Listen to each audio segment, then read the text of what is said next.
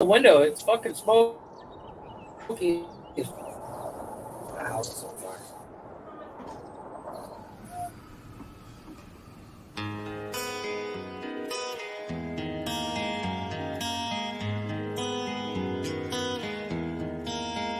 Ain't no sunshine, it's a cloudy day, and when it's cold outside, nobody's there for me. I guess you see what can make me feel this way.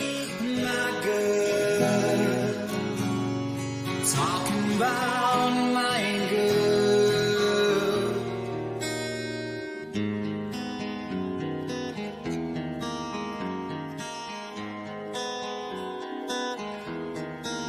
But she don't call me honey,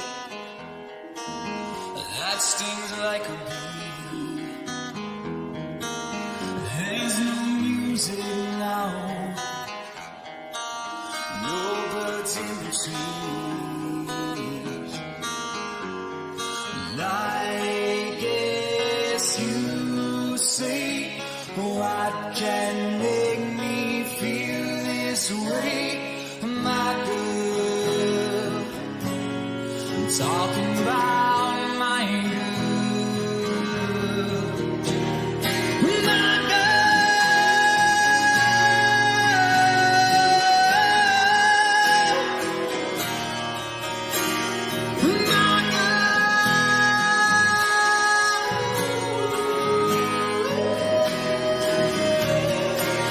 She took all my money,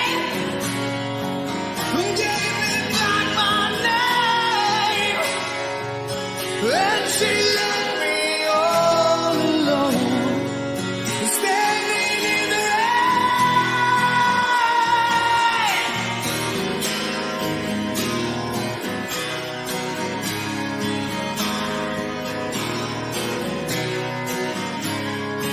My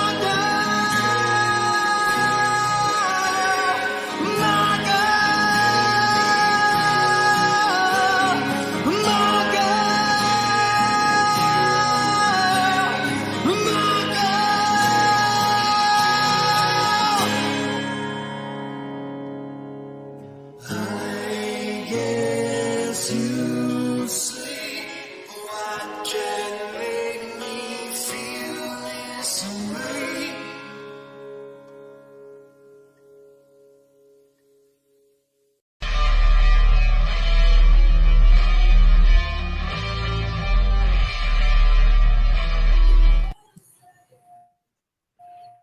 What's up? What's up? I assumed you were going to play another song, but I guess not. Did it not play?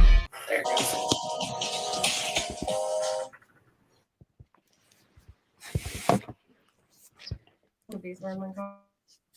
Technical difficulties. That's a hell of a way to start the show out. We are on fire. Welcome to Nonsensical Nonsense, everybody. We're going to jump right into it. We got special guest, the one and only Mr. Matt James from Blacktop Mojo, joining us from on the road. Oh, It sounds like. What's going on, brother? What's going on, dude? How y'all doing? You guys hit the road this week. First show of the tour is what? Tomorrow night, right? Yes, sir. Tomorrow night, Virginia Beach. Nice. Well, we do appreciate you coming on the show. Go ahead and Thanks for having we got Jeff in the building. We got Tony, I think, is in the building somewhere. And of course, everybody knows I'm Glick.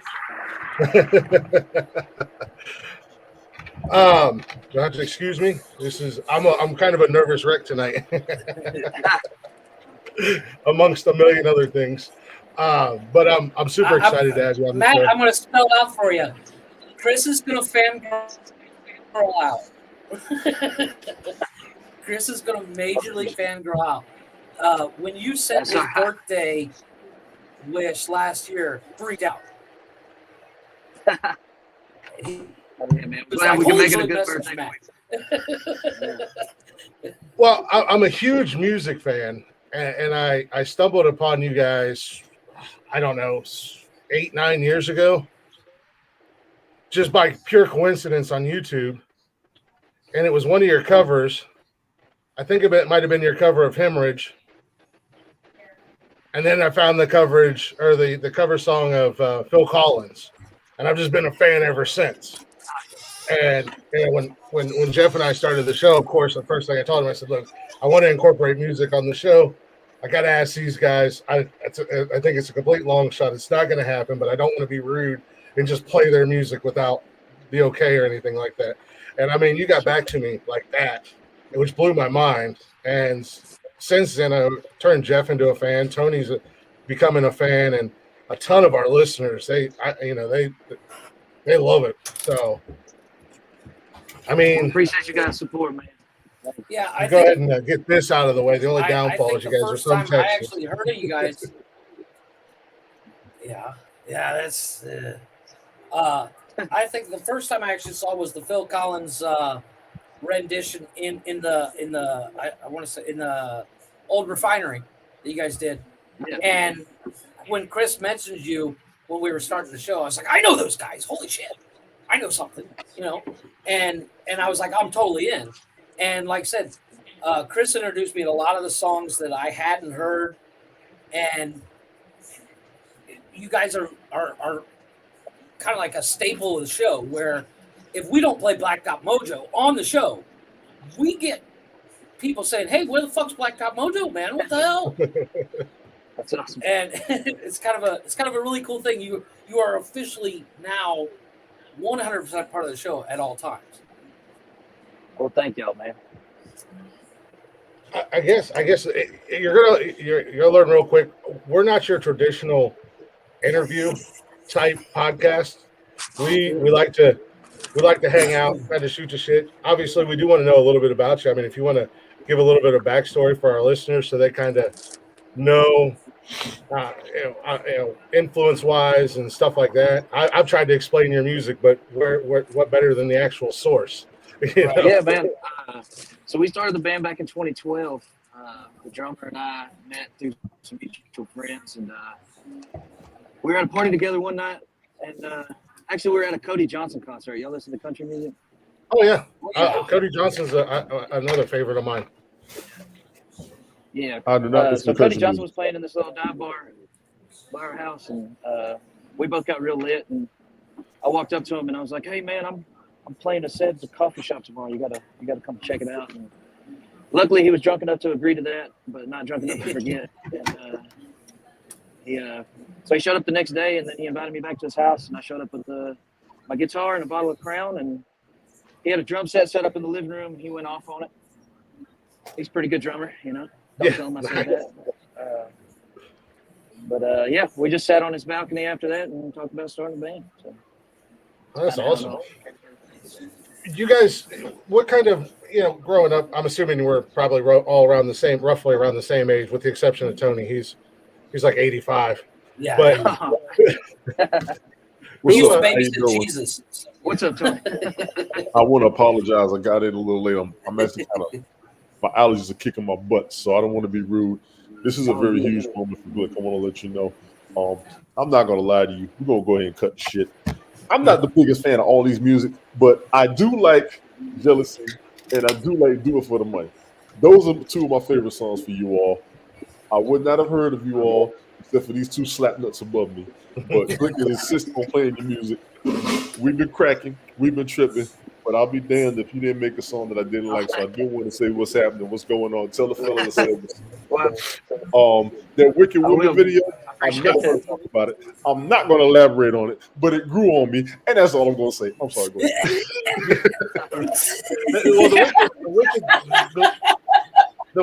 The Wicked Woman song and video in general became a show ender for a very long time.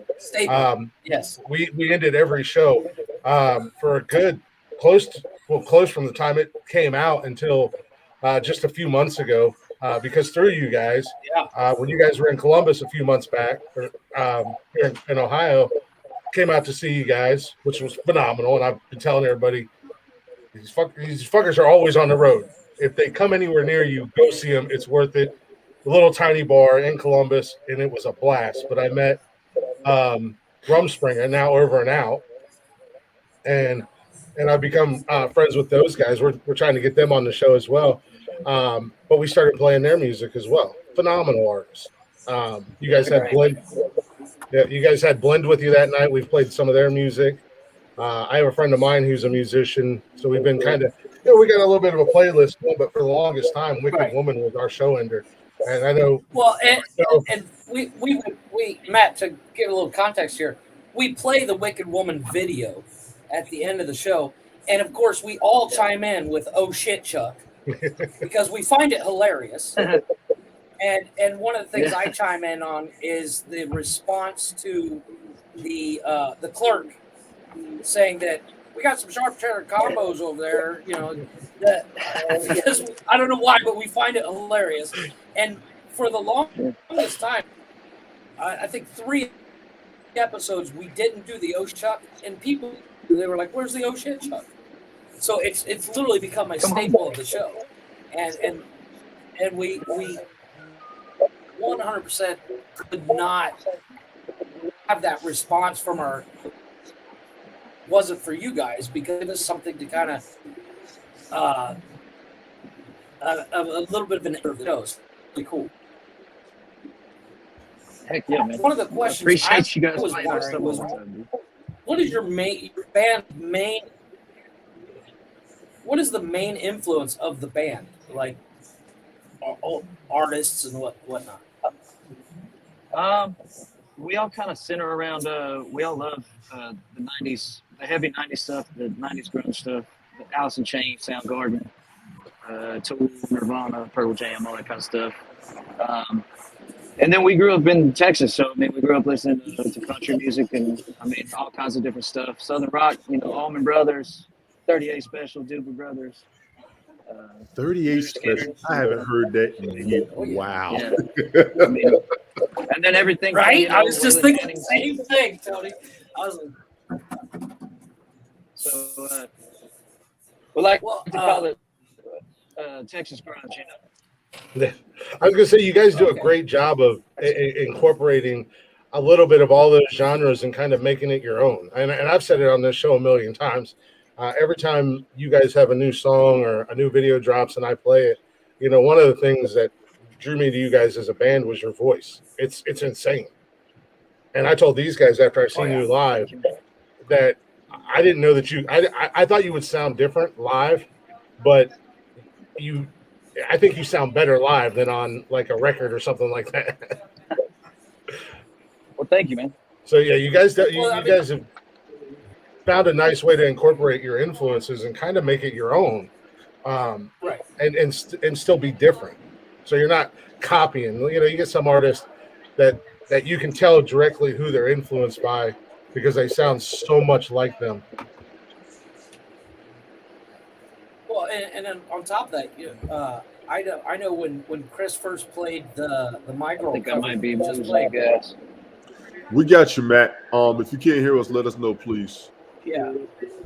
When it's breaking when up pretty good. I the might be My going Girl to a cover. bad spot. Okay, you about to hit a bad spot? Yeah. If you need to, you can hop back in. Don't worry. Yeah, that link will be good. that link will continue to work. Yeah, I think he froze. Alan Hopper 22, you are too much. Chris Technician was good. Stevie was good. Steve, wonder how y'all doing. Cam, what's happening? We're trying to help Glick out because he about to start stumbling. His ass can't stop smiling. I've seen his teeth more than his beard. First 15 minutes of the show. I can't believe how much of a the corners of his mouth are touching his ears. That's my dog. Hey, man. There we go. There he is. There he's back. Yeah, he's back. I got him. Back up. My fault. Okay, you go ahead, Tony. Go ahead, Tony. Yeah, I can hear y'all now, man. Sorry. Okay, no, you're good. We got you, no problem. Go ahead, Jeff. What you were saying, man? Now Jeff frozen. Look at this shit. Oh yeah, let's have it. Oh, I was saying like when we first played the cover of My Girl. You froze.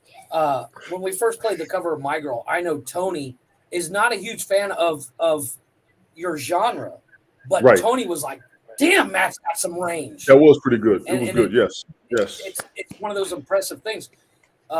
some of your unreleased stuff that like little clips that you have on TikTok and stuff are fucking amazing, and I'm desperately waiting some of them.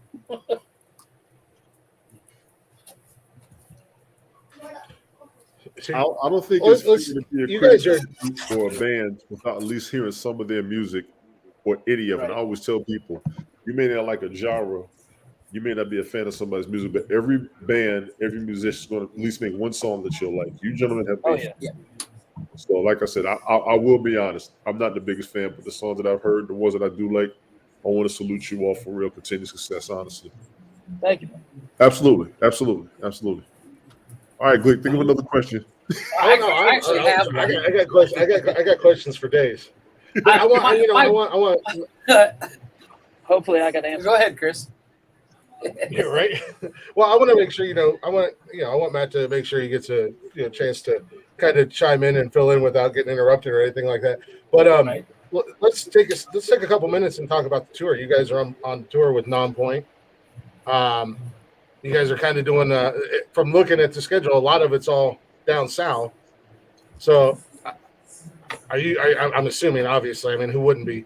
I don't know how you guys ever stop to catch a breath because it seems like you're always on the road. That was going to be my question. Was like, how much of the time do you guys spend on the road? Does each tour get more and more exciting, or is it kind of the same vibe each time you guys go back out on the road? Oh man, touring's always exciting, man. It's never the same thing twice. So I mean, you're never gonna have the same day at work 2 days in a row. So, That sounds nice. but yeah, man, it's now that some of us have kids now, so we tend to try to do like 3 weeks on and 1 week off, or something like that. But we'll be hitting it pretty hard. I mean, I'd say we tour at least 6 to 8 months out of the year, probably. Yeah, it's just wild. And that's what I bring up all the time on here. That's what I bring up on here all the time with you guys. When we talk about you, I'm like, trust me, just keep an eye on their tour. They're always out on the road. Yeah. Speaking of the babies and kids and stuff, congratulations. Thank you. Is that your first child or First kid? Yes, sir. He's about to turn 1 next month. He's about to be a year old already. Yeah, I was gonna say, yeah, he's getting close to a year old. I remember we shouted you guys out when he was born and congratulated you and stuff like that. And I would like to say, it gets easier parenting, but It does. I got 3 of my own. But then you'd be lying. Just gets more interesting, huh? Yeah, it really does. I got 3 of my own. I got 2 daughters and a son, and my oldest one's 17, and she's something else. Spitfire. We'll call her Spitfire. Yeah, there you go. Yeah, She's a pistol. She is too. She unfortunately all 3 of my kids. There you go. Yeah. Unfortunately, all 3 of my kids kind of have my personality and my mentality about life. So it's like, I got 3 me's running around here challenging everything. Oh, yeah. Well, they say you get it back. They say you get back everything you Hey, you know what? I never believed that stuff when I was a kid, but it's coming back 100-fold, man. It really does. So I'm nervous about what I'm gonna get back. I'll tell you what. What's that like back being, going, oh shit. What's that like being a new dad and being on the road so much? Do they get to come on? Do they get to come on the road with you guys ever at all? Or no, they're pretty little right now, so I mean they're not. That'd be kind of a hassle having a baby crying in the bunk above you, yeah. Hey, sorry guys. Yeah, but Bad. no, I'm sure at some point we'll put them to work. There you go. Roadies. That's called free roadies right there. Exactly. Summer camp. Yeah, exactly. Matt, when it comes to opening or touring like you do, if you had your ultimate get to open for, who would you want to open for?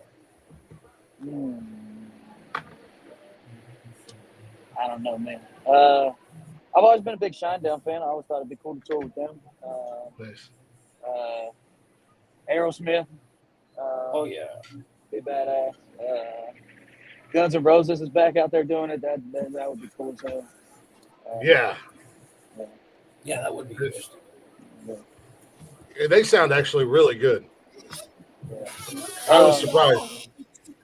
Yeah, Mammoth. Mammoth, pretty badass too. I'd love to tour with them. OWVH.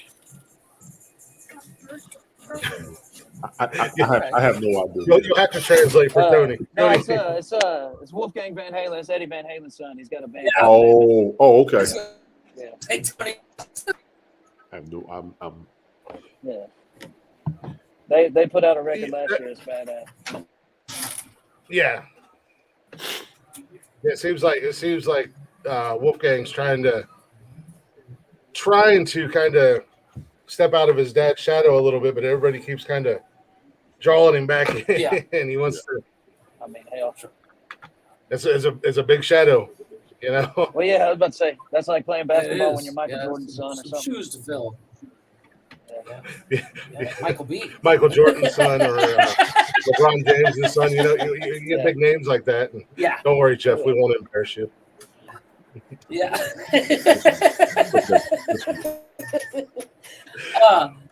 Several episodes Matt, back, we do. This Jeff thought the actor Michael B. Jordan was Michael Jordan's son. I mean, there's a correlation there when you really think about it. If you know, And we won't let him live it. And we won't let him live it down. on my It's the same grave, name, I I will guess. literally say he thought Michael Jordan. Yeah, Matt, we do something here on the show we call the starting five, and every time we have a guest, I ask the same question, and I Yes. put Beat it me into to it. their genre. So when it comes to movies about music, and not necessarily musicals, but like, for example, Rockstar with Mark Wahlberg, what would be your ultimate top 5 music style movies?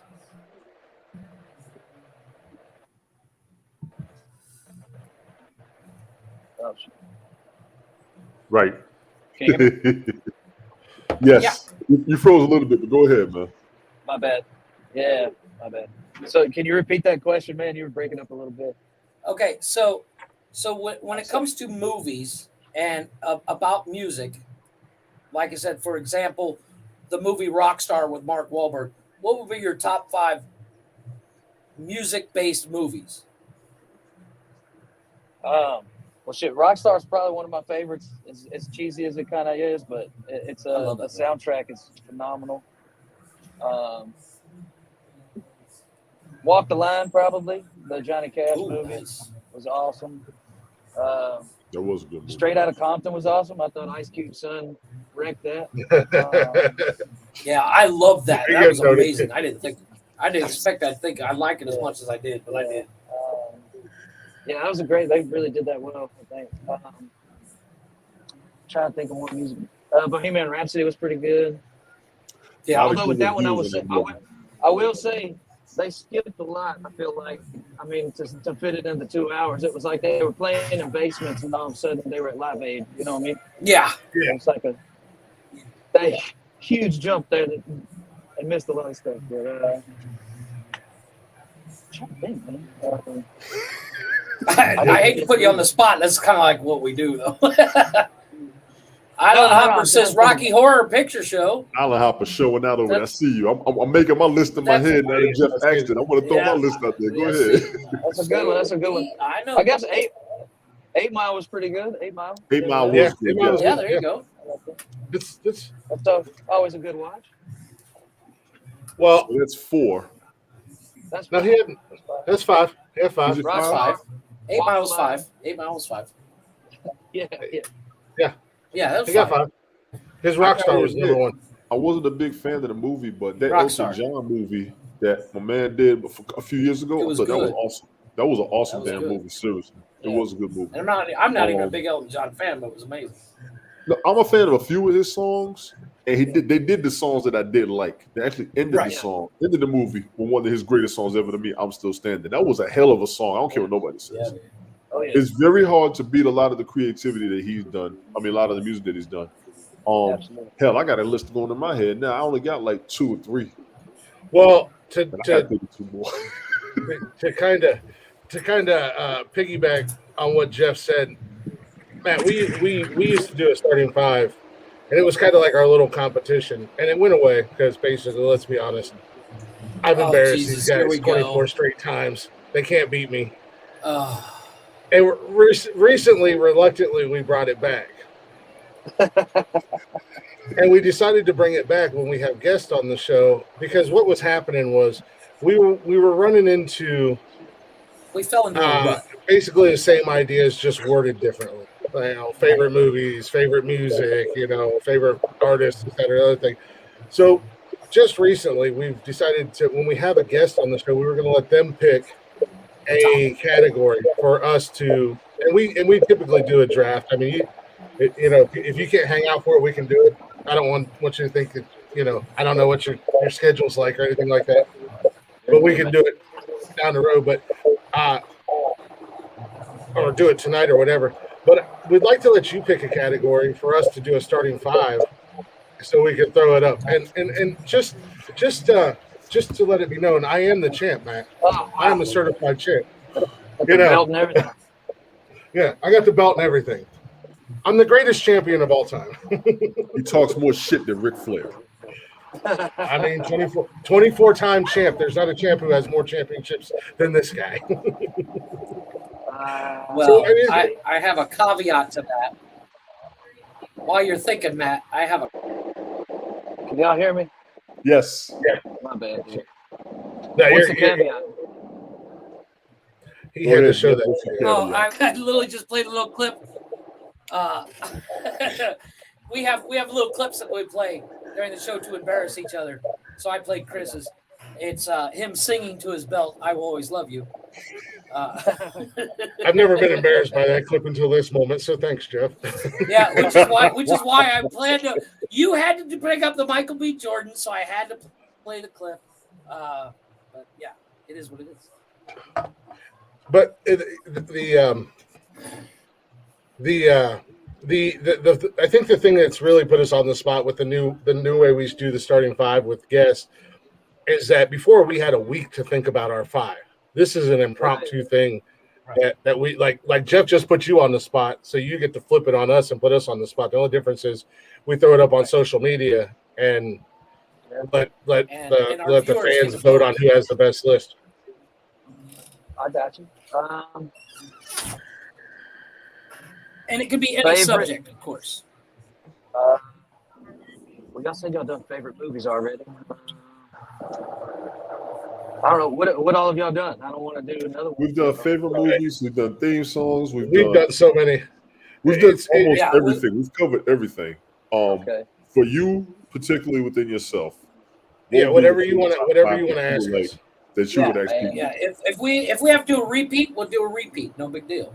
Easily. But it's kind of impromptu, so we don't have time to Google and because I before don't we're like, I don't need it. What happens if Tony picks one that I'm going to pick with Jeff? Favorite books. Top 5. We did do that, but we could do that again. I don't think we did favorite book because none of us can read on the show. I was going to say, I can barely read my own name, so that'll be an interesting one. Yeah, favorite you all are. I do want to respond to the favorite musical movies while they're thinking, since Jeff doesn't read. I'm going to take Purple Rain as one of the better musical movies. How did I forget about Purple Rain? I want to throw Cadillac Records out there. That movie did impress me. If you've never seen it, with Beyonce. Yes. Now, I say that because my man that played Muddy Waters, he rocked that character. Oh yeah. I think he should. He did. He played a hell of a role in the character. I want to throw West Side Story in it, mainly because that was a classic. That was epic. I did see The Sound of Music. I saw Annie. I forgot about Annie. Annie does go down in history with a lot of movies. I'm gonna put that Elton John movie up there, just off the whim on the top of my head, because I thought my man played the character very well. He really did. And another movie that had music, whatever, I would go with. I'm gonna have to take Dreamgirls. with Jamie Foxx and Eddie Murphy in a minute because they were good, even though it made me mad it upset me. They did good. So was that 5 or was that 4? Somebody tell me. I think that was yeah. Oh, another shout out, Ray. Ray's probably. Yeah, Ray I was was, well, actually, I was just gonna say, I'm surprised neither one of you guys said Ray. Ray hurt my feelings because when he lost his vision, and then when they was taking his money, it pissed me off. I don't even like talking about that movie. I don't like talking about that movie. I don't like talking about that Tina Turner movie because I don't like how he did her ass. I don't even want to discuss that shit. I mean, Tina got hers at the end. I mean, she got but paid damn. back.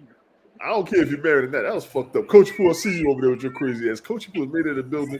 Jeff, you got monster. I mean, Glick, you got monster numbers. Congratulations, Matt. Thank you for being here. This dude is losing his mind. I've known this dude for about 2 years now, and I'm watching him. He is stuck. I'm really trying not to embarrass myself, but you know that. Yeah, he is 100% fangirling out. It's been and Matt, I mean, you guys are in the music business, so you know what it's like to chase a dream.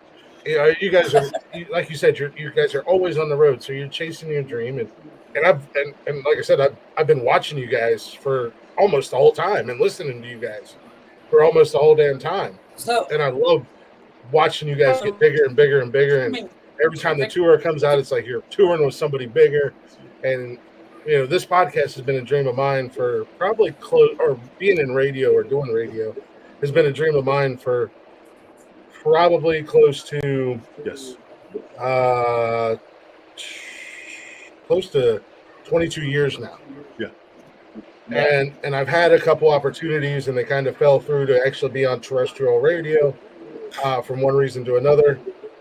The podcast was like, all right, I want to start a podcast. It's kind of my thing, or something like that. And I've been doing live streaming for years, and actually, you guys have been on some of my live streams back almost 10 years ago, just in the background, because I always had music playing when I would do live streams. So you guys go way back with me. So this is kind of huge for me.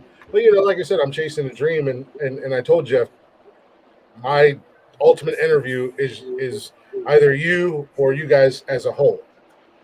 And you know, you could throw out any big name or heavy hitter out there, because I look up to you guys, and I'm loving watching the progression.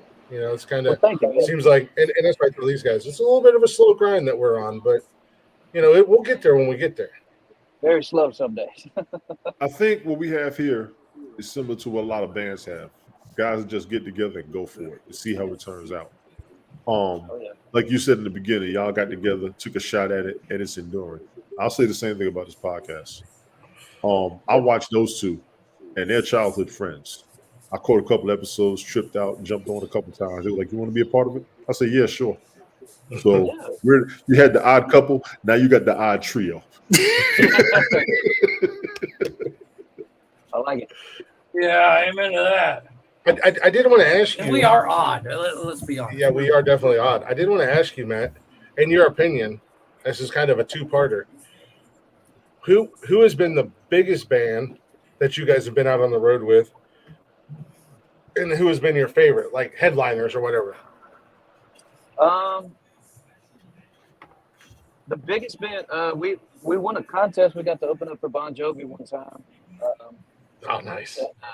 Yeah, that was cool. It was a stadium with 20,000 people in it. That was pretty wild. Oh, that'll make your ass cheeks pucker, won't it? It definitely did. So, never been in front of that many people before. That was I was gonna say, is that your biggest audience? The most people we'd ever played in front of before that was probably 200 people. So that was a jump right there. That's probably one of the biggest. That or some of the festival crowds. Yeah. I got a question for you. You've done small crowds, you've done big crowds, and I'm gonna say small is in the 200, big is in the 20,000. Yeah.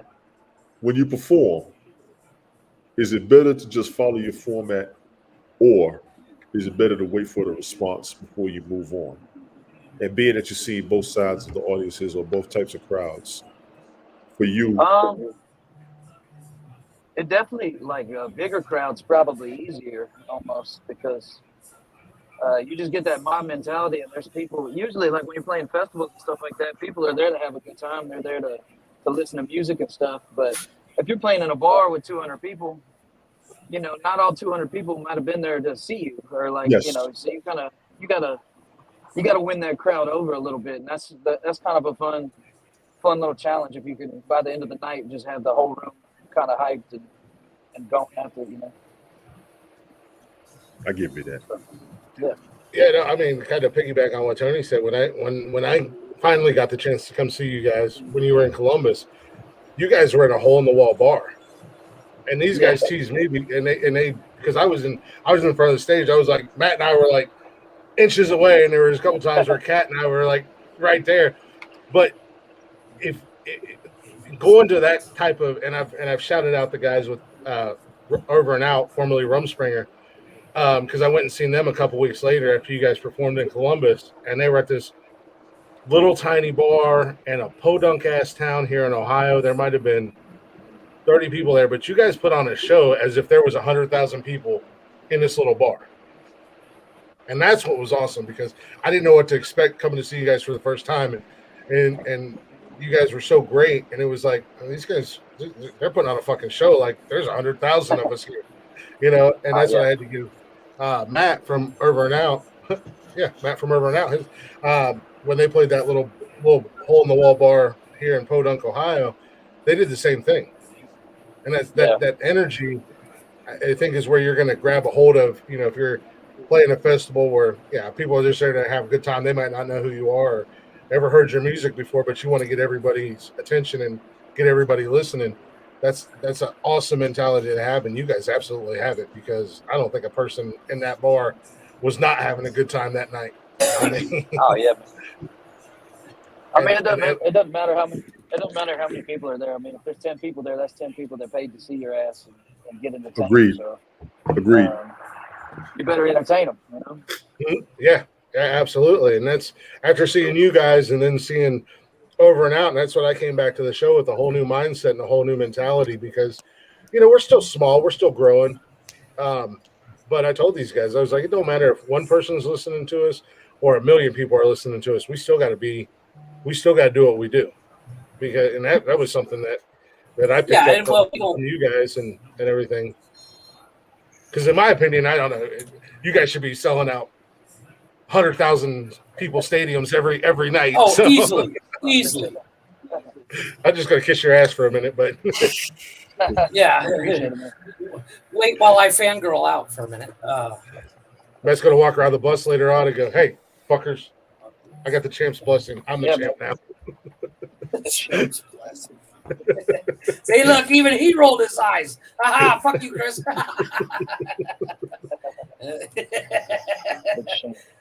They try to keep me in line. I love it. We try. Yeah. Try. It seems like a full-time job. Keyword. You have no fuck. It really is.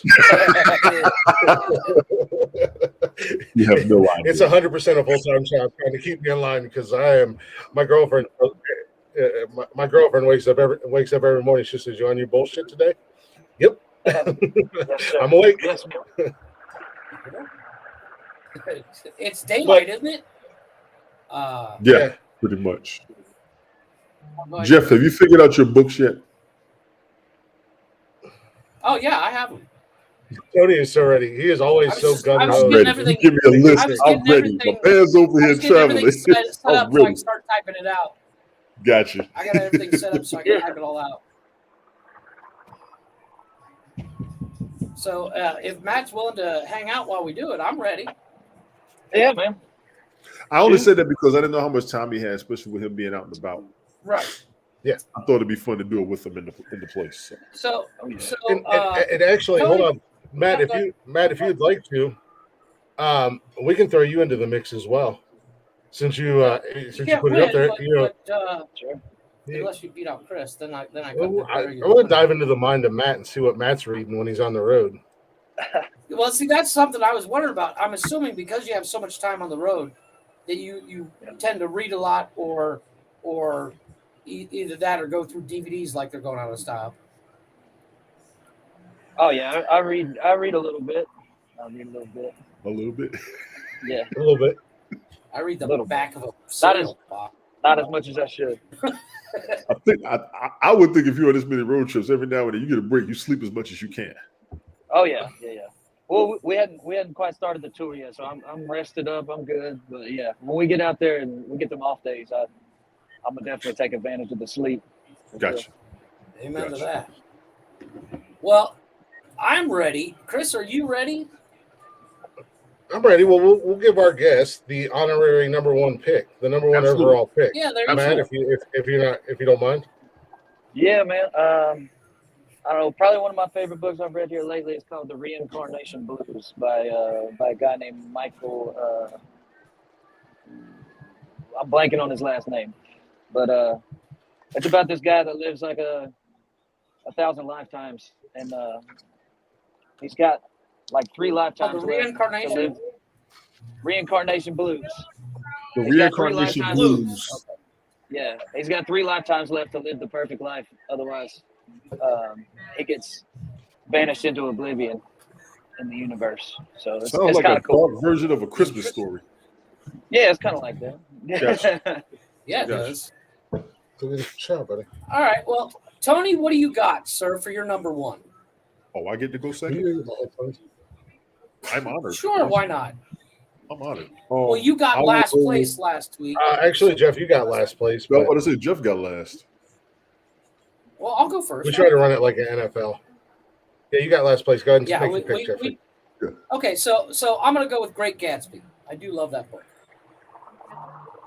You've watched the movie. You've never read the book. Don't lie. Actually, I read the books in high school, so Yeah, we were forced.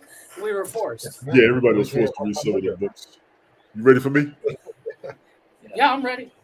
Okay, for me, I'm gonna take a book that I read quite a few times, junior high school. I love the book. I think the movie skipped a few chapters when it came out, but it was a good movie too because everybody knows the story. It is by S.E. Hinton. That is capital S dot capital E dot Hinton. Hinton. That is The Outsiders. I'm not Oh, putting yeah. the author's names. I'm putting the name of the book. Oh, Name of yeah. the books. Ooh, That was a classic book. Classic story. I liked it. Pretty much one of the truest, realest that aspects is of a stay gang, gold, pony boy. Stay a gold. neighborhood crew, family Oh, yeah. with their friends. It was. I thought it was genuine. I really did. I liked it. That is actually a turn, good pull. Blake. I like that. So what do you got, Chris? Well, As he's googling, no, Yes. I gotta really dive in because I can tell Penthouse you guys does not count. the articles are Penthouse and fantastic. the Bible do not count. You think I've read the Bible? The cover. Jesus. The cover. I'm not even allowed within Yeah, 100 he's in that book, of it Tony. without- Jesus. No, in because that a lot book. of the books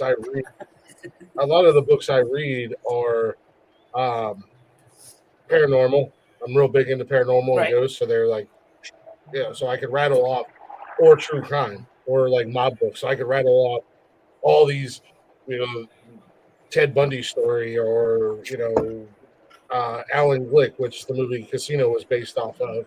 Mhm. But I'm trying to dive into like, okay, what did I read when I was younger? But I'm going to go ahead and start it out with scary, the entire series, the scary stories to tell in the dark. Ooh, Oh, I've yeah. actually read that. Okay. Which they just made a movie out of it. A lot of the stories were based in somewhat reality because there are a lot of urban legends and stuff like that. But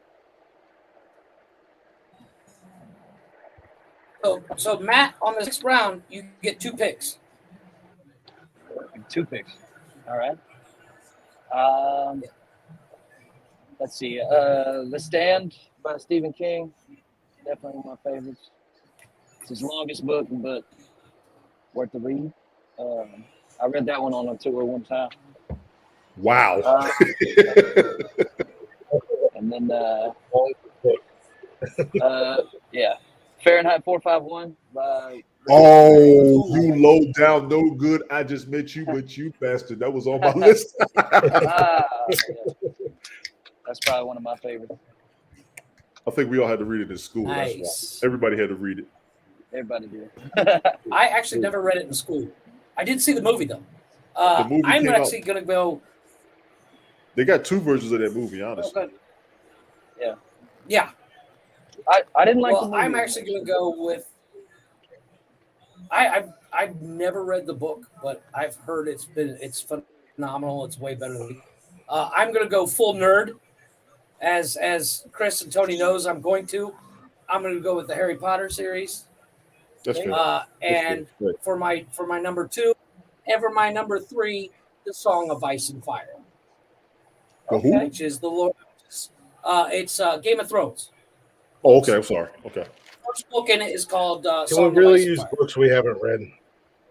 I've read them. That's the problem. I'm not the biggest reader, but This guy's always trying to find a loophole. I did see the show first and then read the books because I did the same. Well, when Harry Potter came out, I did read the books as they came out because. Gotcha. So Tony, what do you got? Number 2 and 3, sir.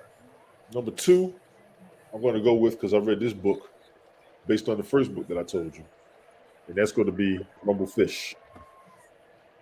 Say it again. Rumblefish. Rumblefish. I read that because I read The Outsiders. That was pretty much a sequel to it, or like a part 2 of the story. At that time, at least. My number 3, and this isn't going to be a book; it's going to be a series. Since you did Harry Potter, these are actually books that I read a lot when I was in private school in New York. We always had to do book reports, and I like the stories of these guys about 2 brothers. That's going to be the Hardy Boys. I read about 30. I read about 30 of their books. Seriously, I would do a movie. If you want to piss people off, have black characters in those movies. I will do that shit. So, Chris, I can see over there Googling. What do you got? I am 100% Googling because I'm trying to pick my brain. Right? Because Tony like I turned me said, on to my number 4. I'm my number 3, sorry. Gotcha. He reminded me that I read it. but I think it was called White Fang Yes. with the Iditarod and stuff like that. They made a movie out of Disney. Made a movie out of it. Yeah. And I remember that. and I did read this book after I seen the movie a million years ago because I'm old. Schindler's List. Whew.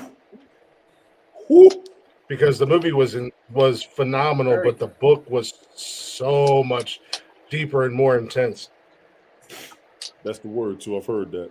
I have heard that. Mm-hmm. It's more graphic, yes. So That's actually, I'm not mad at that. You're number 4, sir. You get one more. Or you got one more after this. 2 more. My number 4 is Yeah, what? this book called Hatchet by Gary Paulson. It's about a dude. Who, Damn you! Oh yeah. You stole mine. Oh.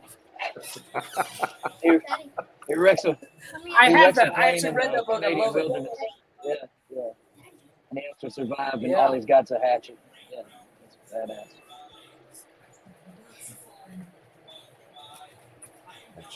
Oh, Never heard That's a that. good book. That's a good book. And I was like, it's that a was good that was book. adapted into a movie It's- too, I believe. Yeah. It was. I think It was. The movie's not the greatest. Wait, I need you to start making the spaghetti. Okay, give me a second. Because the meat is so much. Damn, that's Spaghetti got time, me man. there. Spaghetti time. Well, Parenting is priceless. Yeah, it's food. So my number 4, I did originally see the movie and had to find the book, and I found the book online. I had to order it. It is The Hitchhiker's Guide to the Galaxy. I never watched that movie. Oh, good. I never The movie watched and that. the book are phenomenal. Yes, I never watched the movie. Yeah. So Tony, what do you got? Number 4. My number 4 is going to be a book that I read in college. Actually turned out to be a movie. The movie got bad reviews, but I'm going to give the movie its credit because they pretty much went page by page from what I read. That's going to be a movie that starred Oprah Winfrey and Danny Glover. It's called Beloved. Tough movie. I know the movie. Is that the one? That's a great movie. Is that the It one was they destroyed. Is that the one she says, "Until you do right by me"? No, that's Color Purple. Sit down. Oh, that's what I thought. Yeah, Okay. yeah. I do love that line. I do love that line. Everybody loved that line. But I read the book. Fucking white people. I'm trying to behave for your episode, man. I read the book in college, and it'll take you back to a lot of what you've been taught, and you also got to see what we went through as African Americans during that time frame, what some of the mothers did and had to do. And I always pose this question to everybody: if you ever had to get rid of one of your children, what if they came back? That's pretty much what that movie was all about. Yeah. Damn. That pretty much the movie. Yeah, and it was a hell of a story, though. It was a hell of a story. It really was. To all the critics out there, I want to say this as a side note: y'all suck. Y'all pissed me off. I want to tell y'all kiss my ass because Oprah worked that movie. Danny Glover worked that movie. Fannie Newton worked that movie, and it's a very horrifying story in my opinion. I almost would have put it down. Did Mike come back to the show? Huh? Did the big dog come back to the show? Oh my god! Right. I'm just saying. 3-hour-long explanation. It was a great book. So, Chris, what is your number 4? No, it's a very good movie. I agree with you, Tony. I didn't know. I've never read the book. I'm kind of a hopeless romantic, and no, this is not a Google Box one. I'm a little old school, but I'm gonna go with Romeo and Juliet. It's one that I've read multiple times. I love Shakespeare, and I know he's got so many other great works, but that's one of as a hopeless romantic that's never given up on love or anything like that. That's one of my go-tos. I've read that book a lot. I really do like the story and everything like that. So Romeo and Juliet. Matt might have number 5 there. Matt might have got me on this one. I might lose this week. Yep. My number 5 is it's a book called Chaos. The book of who? It's a book called Chaos. It's about the Charlie Manson murders and basically MK Ultra and kind of how the CIA kind of covered up a lot of stuff in the 60s as far as like the drug experiments, and they let Charles Manson out of jail like 3 or 4 times before they actually carried out those murders. And a lot of people think Charles Manson was a CIA operative. Operative, basically. Yeah. So, yeah, or not an operative, but like a sleeper, like a just somebody that they use to carry out crimes. A CI. Yeah. Gotcha. Well, CI. Yeah. As much as I hate to follow up Glick's Romeo and Juliet with mine, I do have to admit I did see the movie Hamlet, first. I'm done. What's wrong with Hamlet? Because that's what I picked. Nothing, because it's a Game of Thrones reference. So it's also Sons of Anarchy and everything. See? Yeah, well, you're Just cool, like Matt. Jeff's a nerd. So mine is Matt, Hamlet. Yes. Matt, I'm sorry. This is the end of our show.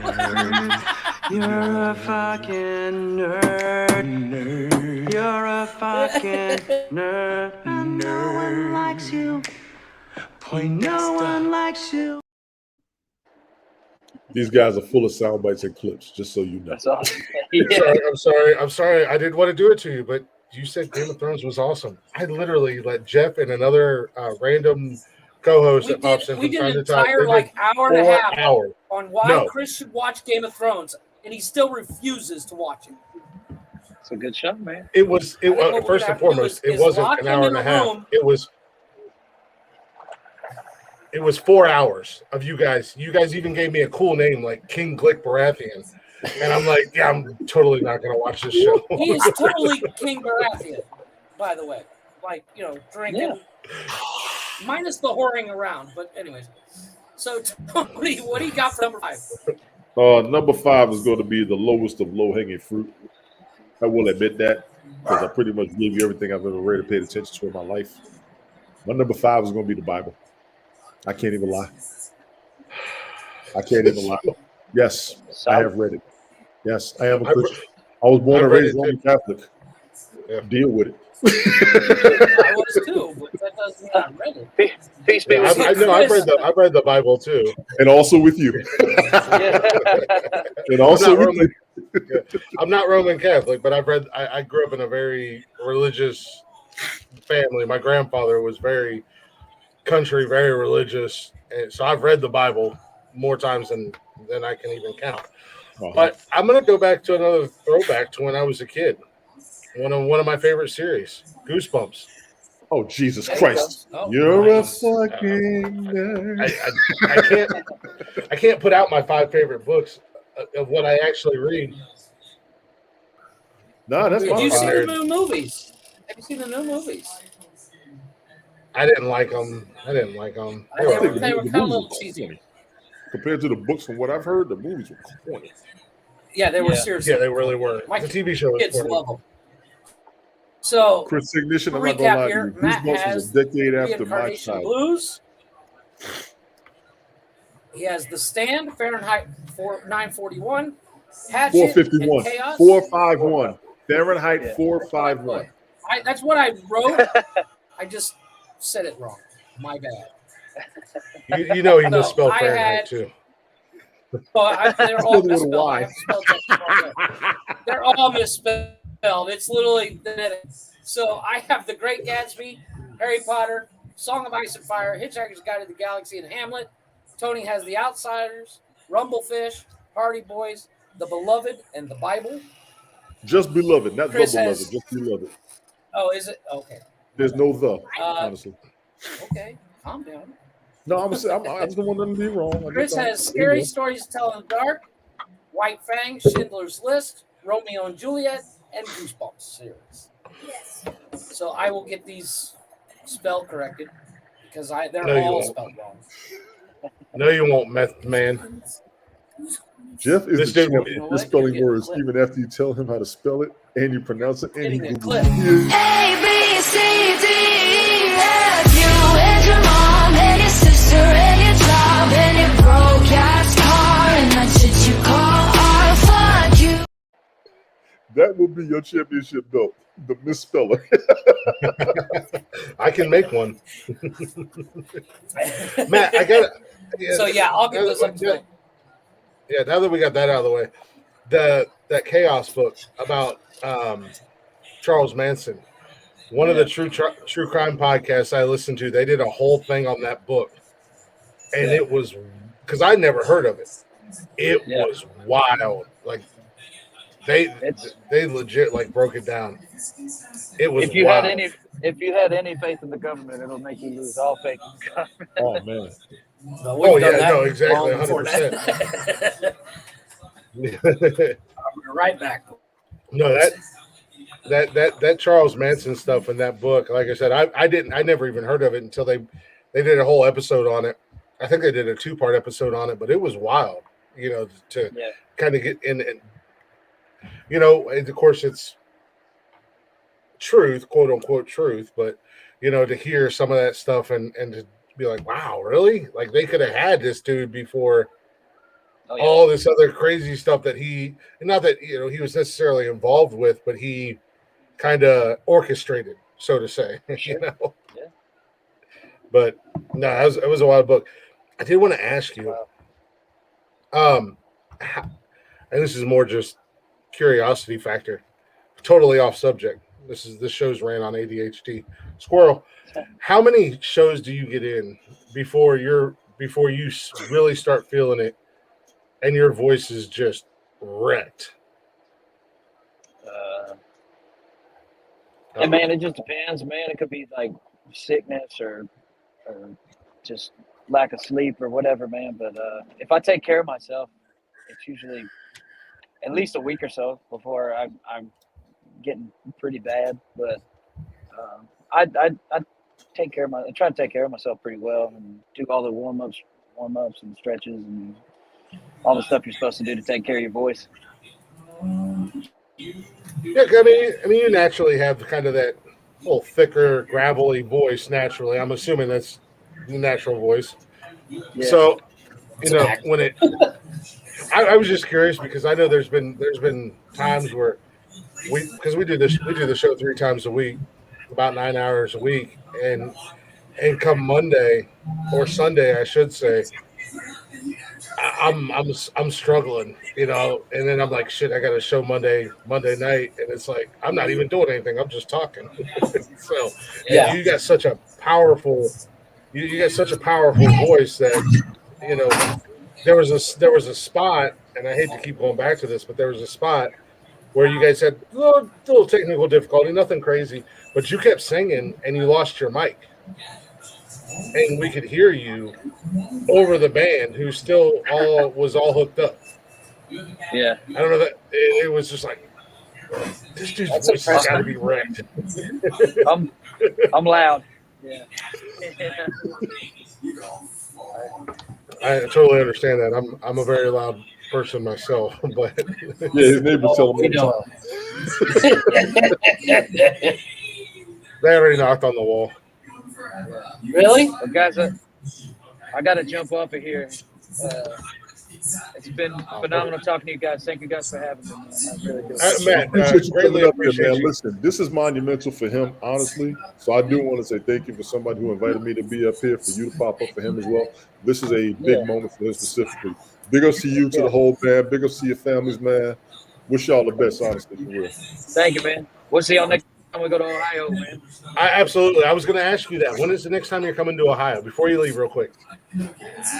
I'm not sure on an exact date, but we should be up that way this summer. So, Hit me up and I'll be there. yes, sir. I appreciate you coming on, man. I really do. This meant a lot to me. You're welcome back anytime. So, I would love to have you back on again. Love to have you hang out a little bit with us. I really do appreciate it. This, as Tony said, this was crazy for me. I'm still kind of like, holy shit, that happened. Hell yeah, man. So, no, we do greatly appreciate you. Thank you for Matt, having me, man. Absolutely. Anything you want to leave the people with before you take off or anything like that? Yeah, man, we're going on the Emerald Cities tour. Check out the dates at blacktopmojo.com/tour. Get some tickets. Come out and see us, man. It's going to be a good time. And like I always tell you guys, check them out on all social media and wherever you stream music at Blacktop Mojo. Go show the guys some love. This was cool. Actually, it's perfect timing. We're going to take a real quick break. Matt, thank you again. From the bottom of my heart, thank you. Maybe one time we can get the whole crew on with us. All you guys come in and hang out with us. Let's see. What do I have here? I'm gonna. Oh shoot! I think I moved a lot of stuff around. You guys did a cover of Getaway Car with Dylan Willer. Oh, I love that. And I love it. It's not even close. It's not even in my top 5 of your guys' favorite songs on mine, but I love it. I'm going to go ahead and take us to break with that. Matt, thank you again. Guys, go check out Blacktop Mojo. Much love to you, brother. Be safe out on the road. And when you get to Ohio, I'll definitely be there. Yes, sir. Y'all take care, man. Be good. Thanks, brother. Yes, sir. Some of you got some loud ass background music. Or Hey, it's my background kids television. got the TV on. Gotcha. Now you know what I go through. Let me go turn it down during the break. Nah, you good. You better go to music anyway. Play the damn song and stop talking. Just play the song. I'm going to play the song. You had an hour. You kept stumbling. Play the fucking song. Tony D, we're going to come back. We'll be back here in just a few minutes. Enjoy a little Blacktop Mojo. That was Matt who joined us. That was awesome. Yeah. Just play the I saw that the was cake. awesome. Yes. Just play the We got a little Blacktop Mojo for you guys. Check out their tour dates. See if they're coming to a town near you. Cry. Get it out your system. I ain't gonna cry. I ain't gonna cry. Gonna scream. Maybe I will. Holy shit. Yeah. No. No, go ahead and check out Blacktop Mojo everywhere you stream music and on all social media at Blacktop Mojo. Go show the guys some love. You see how cool Matt is, how down to earth he is. He hung out with us. He put up with our bullshit, put up with the technical difficulties. We all had it across the board. We was all glitching. We was all fading in and out. We'll be back here in just a few minutes.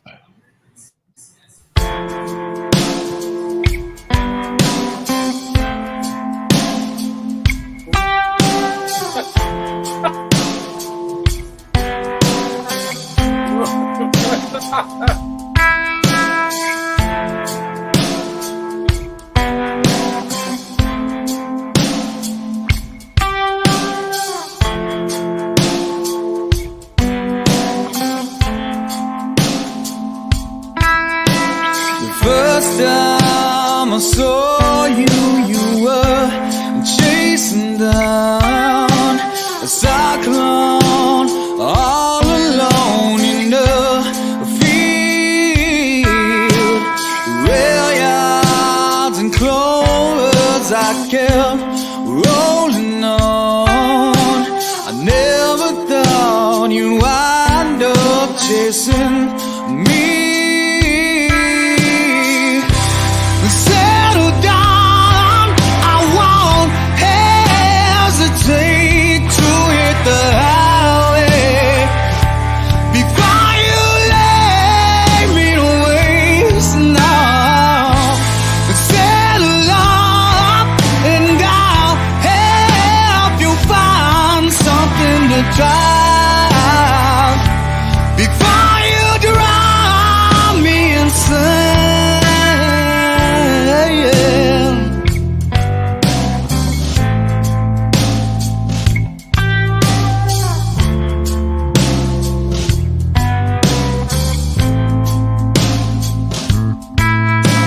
You're tired of walking, you load the ground.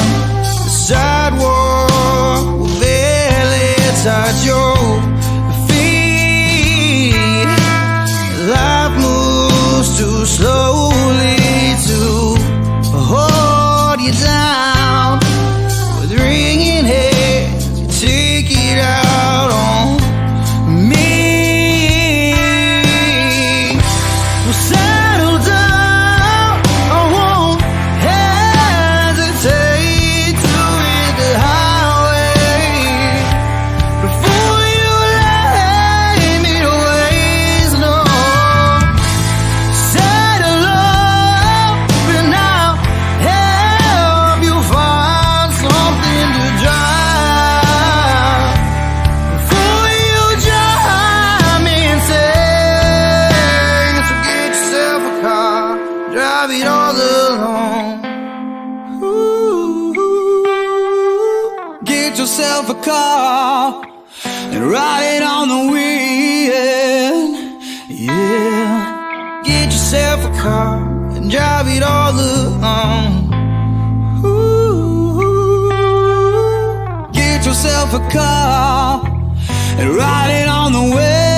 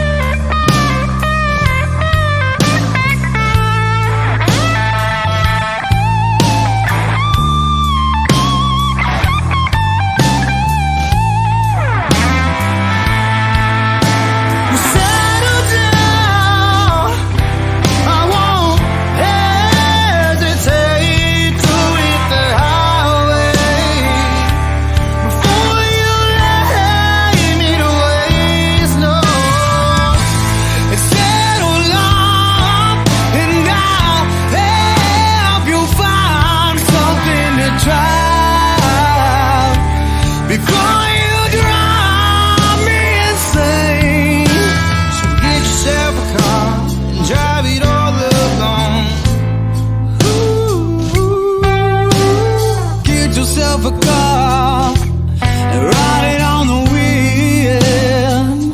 Yeah, get yourself a car and drive it all alone. Ooh, get yourself a car, ride it on the wind. Yeah.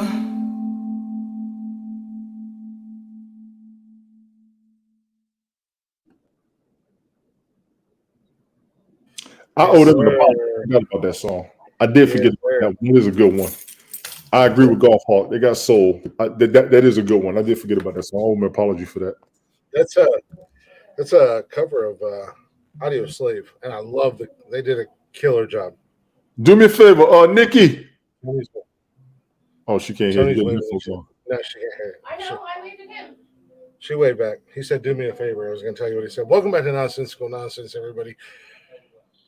Wow, that's all I got to say. Do me a favor, what? I'm sorry. I was really trying not to fangirl out. I was really trying not to freak out, but that was huge. That was I'm gonna, you know what? Welcome back Finish to your intro. I'm gonna get on you. Finish your intro before we start, please. Finish your Welcome intro. back to Nonsensical Nonsense. We got Jeff in the building. We got Tony D in the building. Y'all know who I am. I'm Glick, hanging out, doing what we do. Hopefully, you guys were able to check out the first hour. We had Matt James, the lead singer of Blacktop Mojo, come and hung out with us, put up with our bullshit. Lots of glitchy, lots of technical difficulties, but we hung through and we did what we did. It was awesome. I'm very grateful. I'm All right. my mind's still Everybody out there, blowing. listen, let me give him a minute.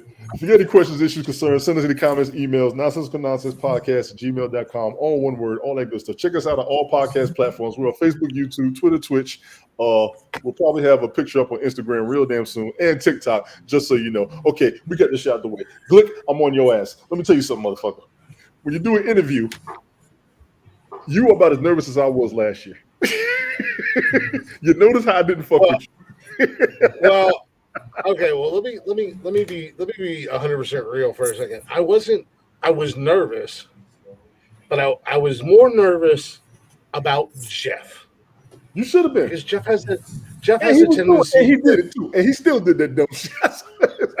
Jeff has a tendency to cut people off, interrupt people, not let them finish their thoughts, and I'm In like, his defense, his audio was messed up and he was glitching. In his defense, I was watching. well, we were all kind of glitchy. Yes. We all had our issues.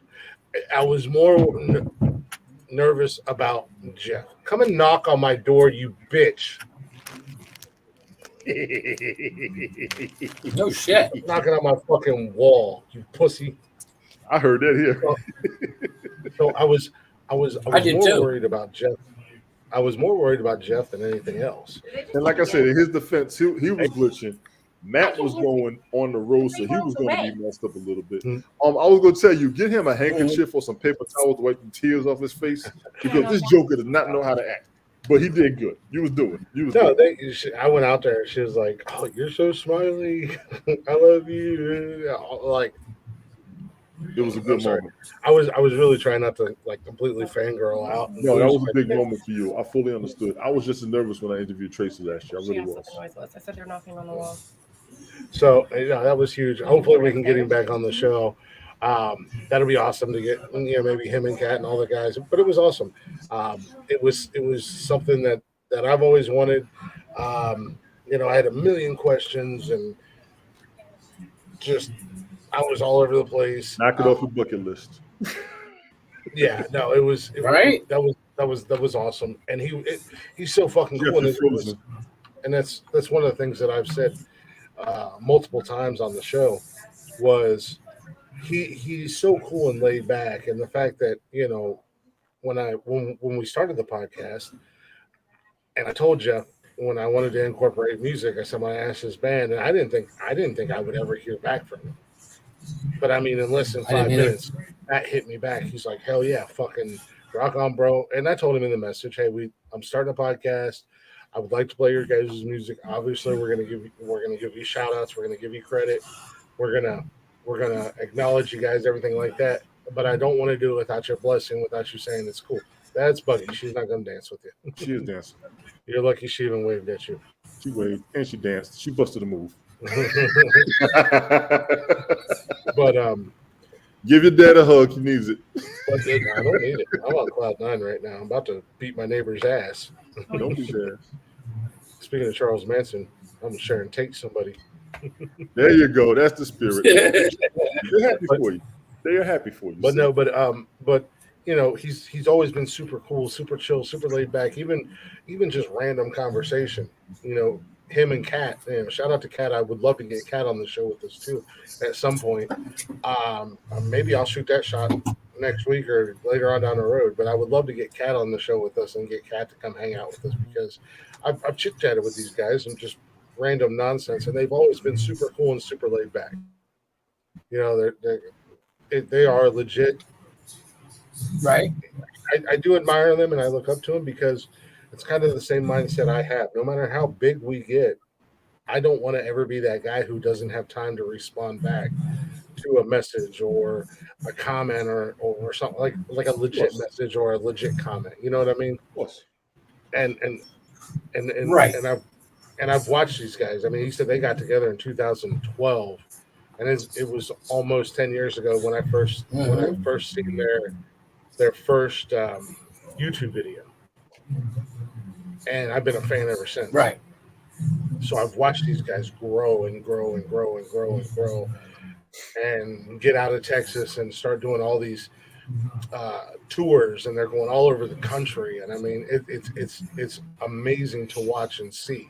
It's fun to watch and see them, even though, me personally, I might not stack up to a hill of beans as a fan, but as a huge fan, I'm loving watching them grow, and I can't wait for them to finally just blow up and be everywhere and selling out stadiums and shit like that. So yeah, this was 100%. This was big. This was huge, and yeah.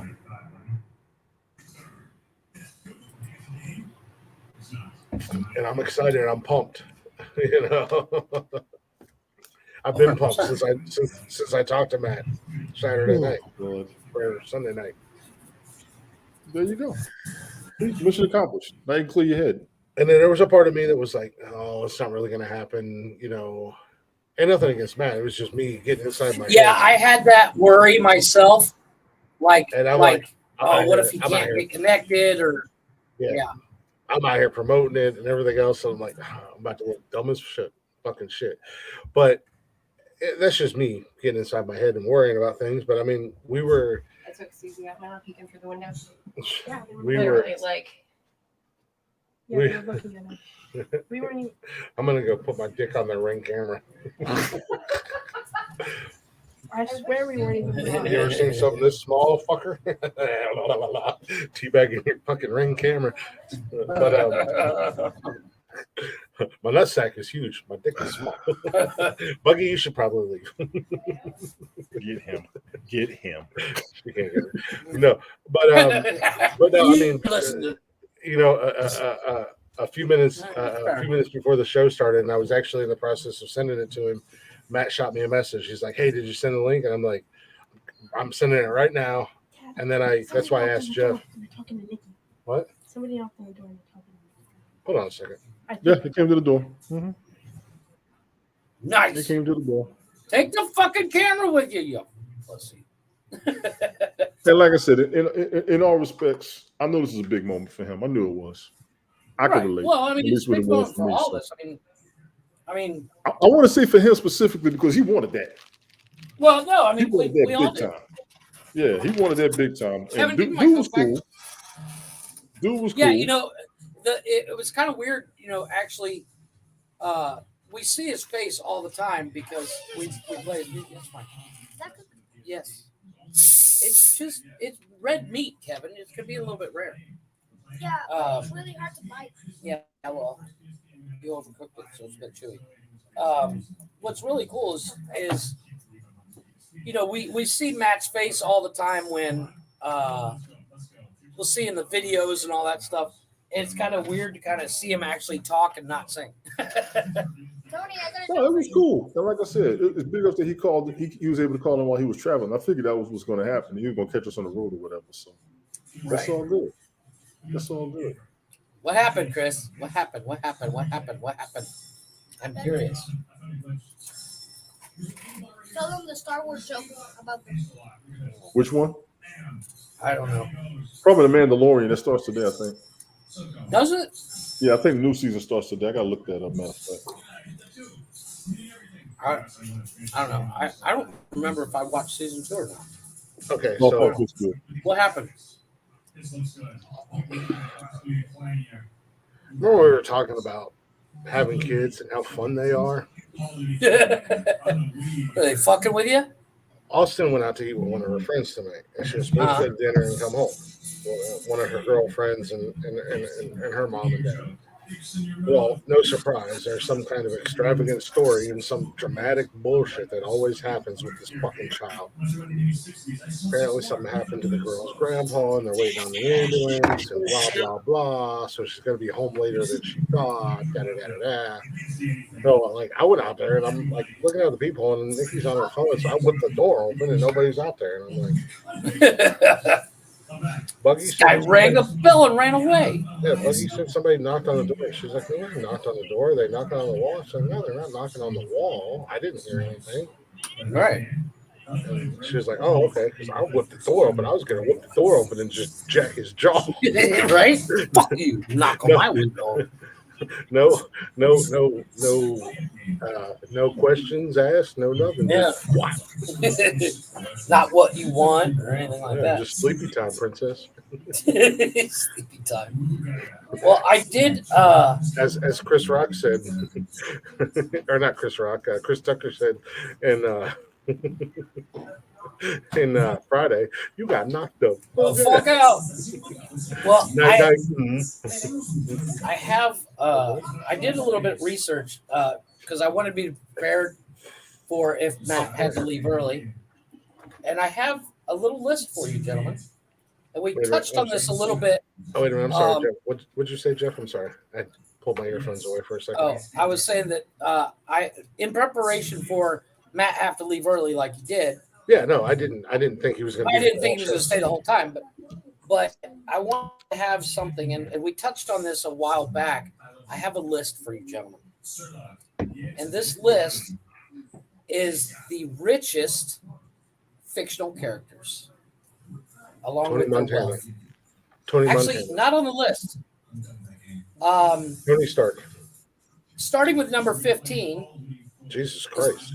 Lucille Bluth, or Bluth, with an L, sorry, from Arrested Development.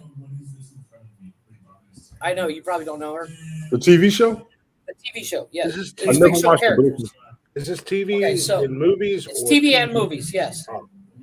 It's fictional characters, we'll put it that way. So, But it encompasses TV and movies. Correct. Okay. $950 million. Bruce Wayne and Tony Stark had more money than her combined.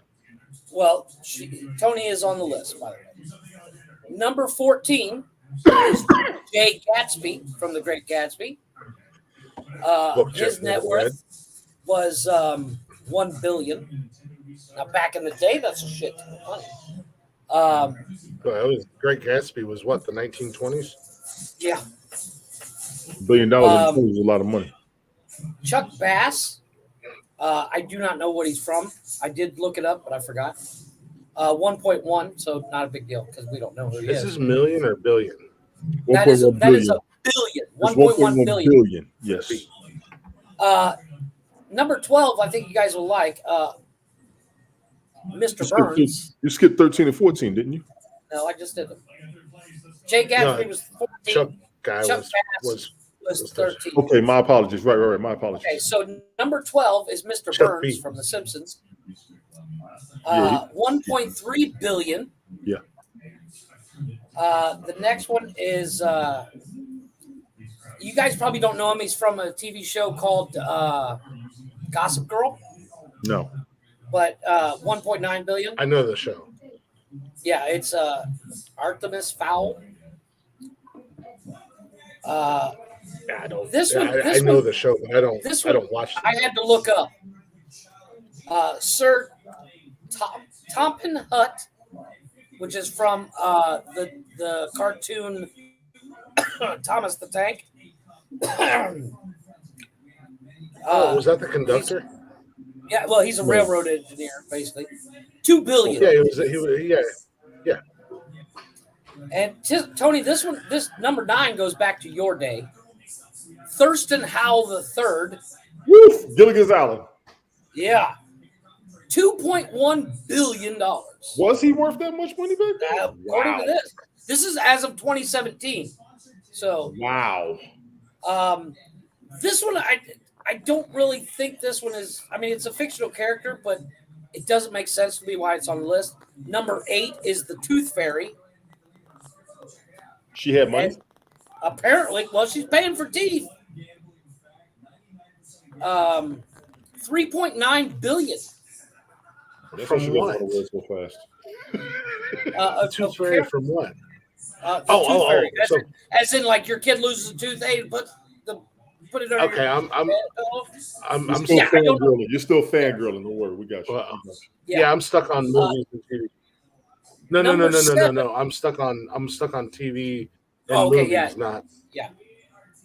Yeah. Number 7 is Mr. Bruce Wayne himself with 6.5 billion. Bruce Wayne 6.5. Wow.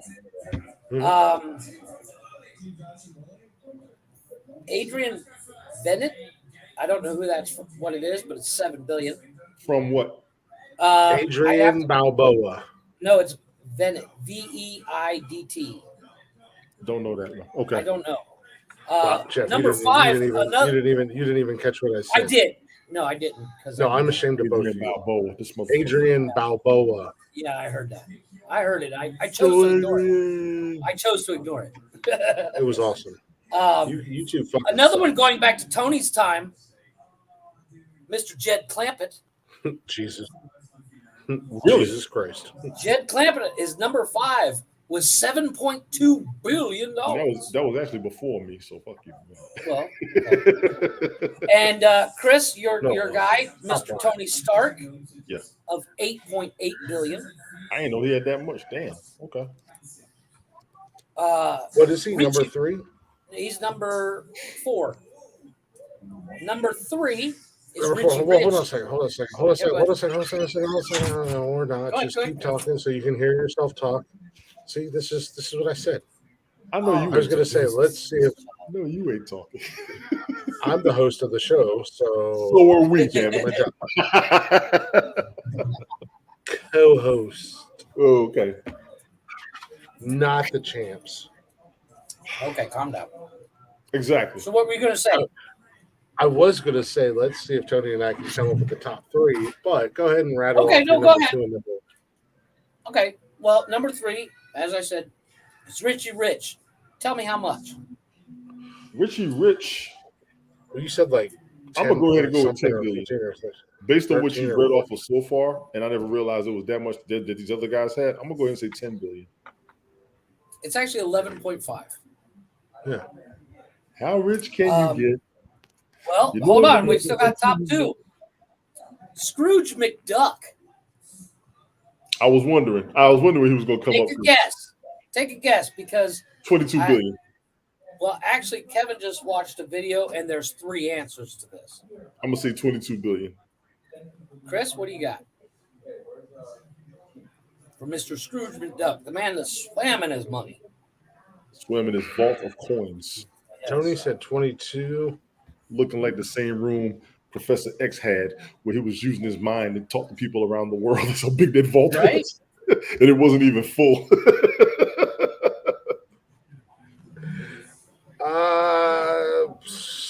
I don't know. I'm gonna go stupid high here and say like 67 billion.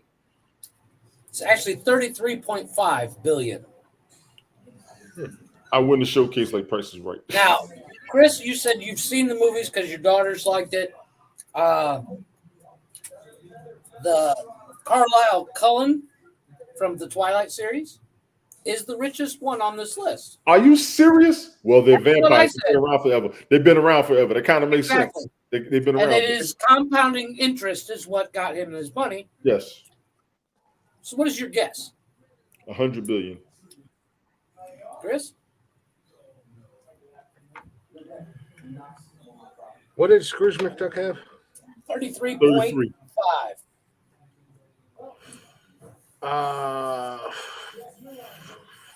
40, somewhere between 45 and 47, 48. You're close. It's actually 34.1. That's all. That's still a lot of damn money. Don't get I me mean, wrong. Yeah. I ain't gonna turn it down. I mean, But- if you've been around for a few hundred years, hey, you should be worth more than that, honestly. Yeah. So, like I said, Kevin was watching a video where this guy broke down. I got it from Forbes, actually. By the way, I'm gonna Google. I'm gonna Google. That's some good shit, real Jeff. quick. I like that. That was good shit. Kevin literally just watched a video where a guy broke down the calculations No, of Scrooge McDuck. I do like that, but I just pulled something up here. Mm-hmm. We got Jay Gatsby, $1 billion at number 15. Yep. Lady Mary Crowley from Downton Abbey, Okay. 1.1 billion. Downtown Mr. Monopoly. Abbey. Now, does there a date on yours? Downton Abbey. Because, like I said, mine's from 2017. This is from 2021. Okay. So it's we updated. got yeah, stop going back in time. Yeah, Mary Crowley, 1.1 This is billion. the first one I found. Number 13, well, not even mentioned on your list, which was Both of y'all. Now Glick's freezing. Yeah, you froze. Okay, now you're back. You're- What was you're you saying? Yeah, now you're back. so not even mentioned on your list, Jeff. When you got to number 1, I thought he was going to be number 1 on this updated list. Is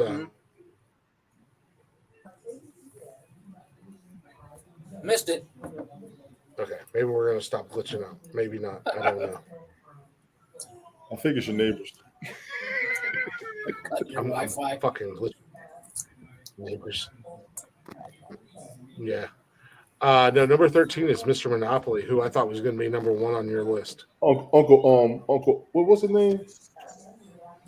God damn Uncle it. Who's the Monopoly guy? Fucking dirty hole. Is Penny, Okay. money bags. Something money bags. So Yeah, but technically he owns the bank, so Yeah, it's not Mr. all his Monopoly. money.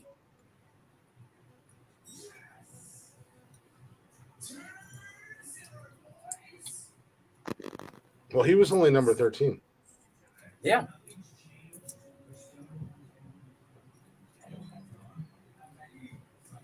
I thought it was an interesting list. Like I said, Kevin watched a video.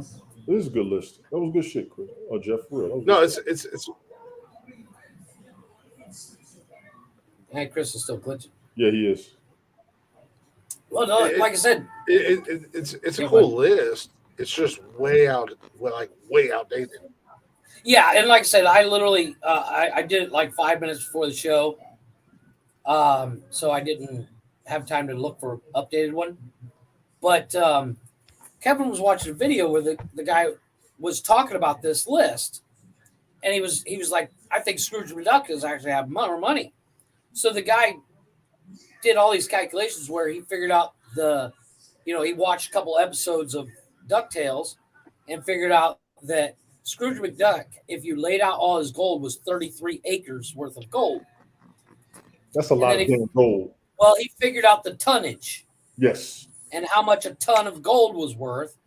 And he came up, his highest number that he had was 237 trillion. I would think that mainly because, like we said, he had that vault. Right. Well, And he then- also did it. He also did a by depth, and like on the one episode, the gold disappeared, and they had to climb down a ladder, and he counted the rungs on the ladder, and he estimated 1 foot per That's rung, That's crazy.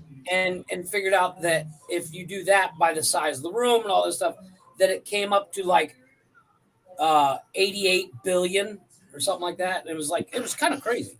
Yeah. And the video went on forever. And I literally, because I'm sitting here working and Kevin's got the TV on and I was listening to it going, wait, what? Yeah, that's crazy.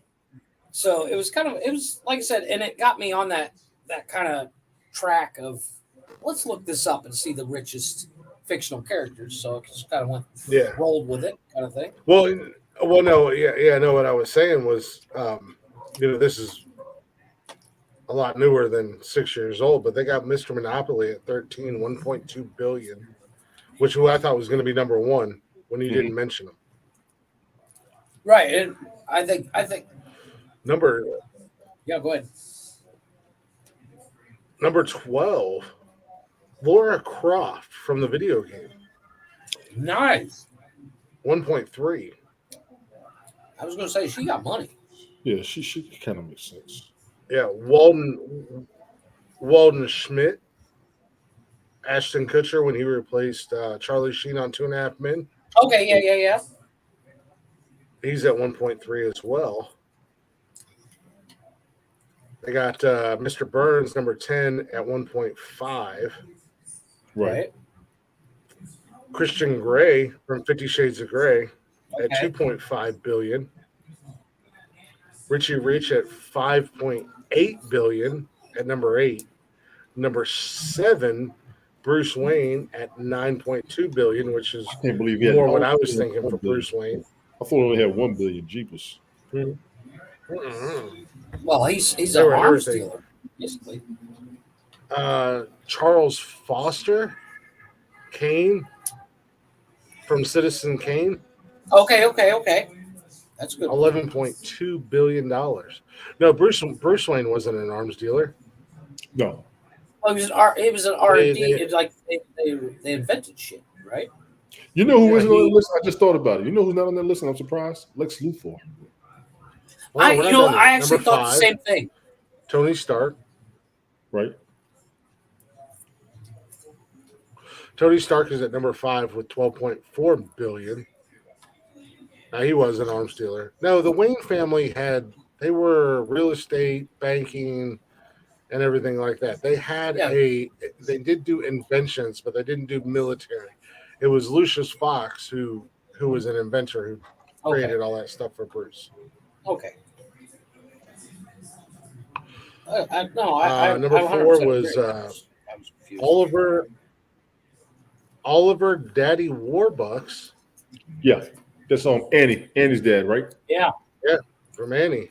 Annie's Her adopted father. He had 36.2 billion. Damn. Shit. And back then, that was money. They have Carlisle. They have Cullen. Carlisle Cullen at number 3 with 46 billion. That's the fuck I'm talking about. None of that. Jeff, you might know this a little bit better than anybody else. Smog. That sounds familiar. It was a dragon. Smog is the dragon from the Hobbit. He likes shiny things. Yeah, he likes shiny things, so he gathers it up. Yeah. $54.1 billion at number 2. I'm gonna go kill me a dragon. Shit. And I was pretty damn close because this list has the one and only Scrooge McDuck number 1 at $65.4 billion. That's a lot of damn money. Let's just be clear. Bill Gates' money is a lot. When you pass Bill Gates' money, that's Bill ridiculous. Gates is at like 83, dude. He Bill was Gates 90 is at his Bro, peak. if I hit 90 billion at his peak from what I remember. if I hit the lottery and it's $1 million, if I hit the lottery and it's only $1 million, that's a lot of goddamn money. Dude, if I Let's hit be $1 million, shit. $1 million is gonna. I still got to go to work tomorrow. $1 million? My ass ain't going Right. to work tomorrow for $1 On a- million. Well, I $1 mean, I'm million? going to work tomorrow. $1 million, I'm For $1 going to million. work. I'm just Yeah, going I'm nice still- truck. Fuck Once around it and hit give me 150, 65 billion. Give me 65 billion. I'm still gonna take my ass to work in the morning. I don't even know what I would do with $1 billion. But Actually, I'm lying. I know I what I do. would. I would go I know to what I would do. I just don't know what I'm going to do. work in a helicopter. we've had this discussion. We already know what we I would do. lose This the was a grocery top store. I in know what I'm the going to helicopter do. I because just I don't know if could. I'm going to do it because that was last year, and I had plans. Now my mind's changed a little bit. I don't even know if I want to do some of that shit anymore. Jeff wouldn't do shit. He'd still sit in his Right. boff room and talk about. Jeff would still sit in his boff room and talk about all the things he'd want to do. He would be justified to sit in his office all day long. Why While go his anywhere? wife traveled all over the flat screen. He wouldn't I care wouldn't that have a she boss. traveled because he would travel his damn self. Yeah. No, he wouldn't. He would travel from Yeah, his a couple office to the kitchen to get more food. Amen to that. I would have a fucking plane. We'll have a staff. But could you blame me?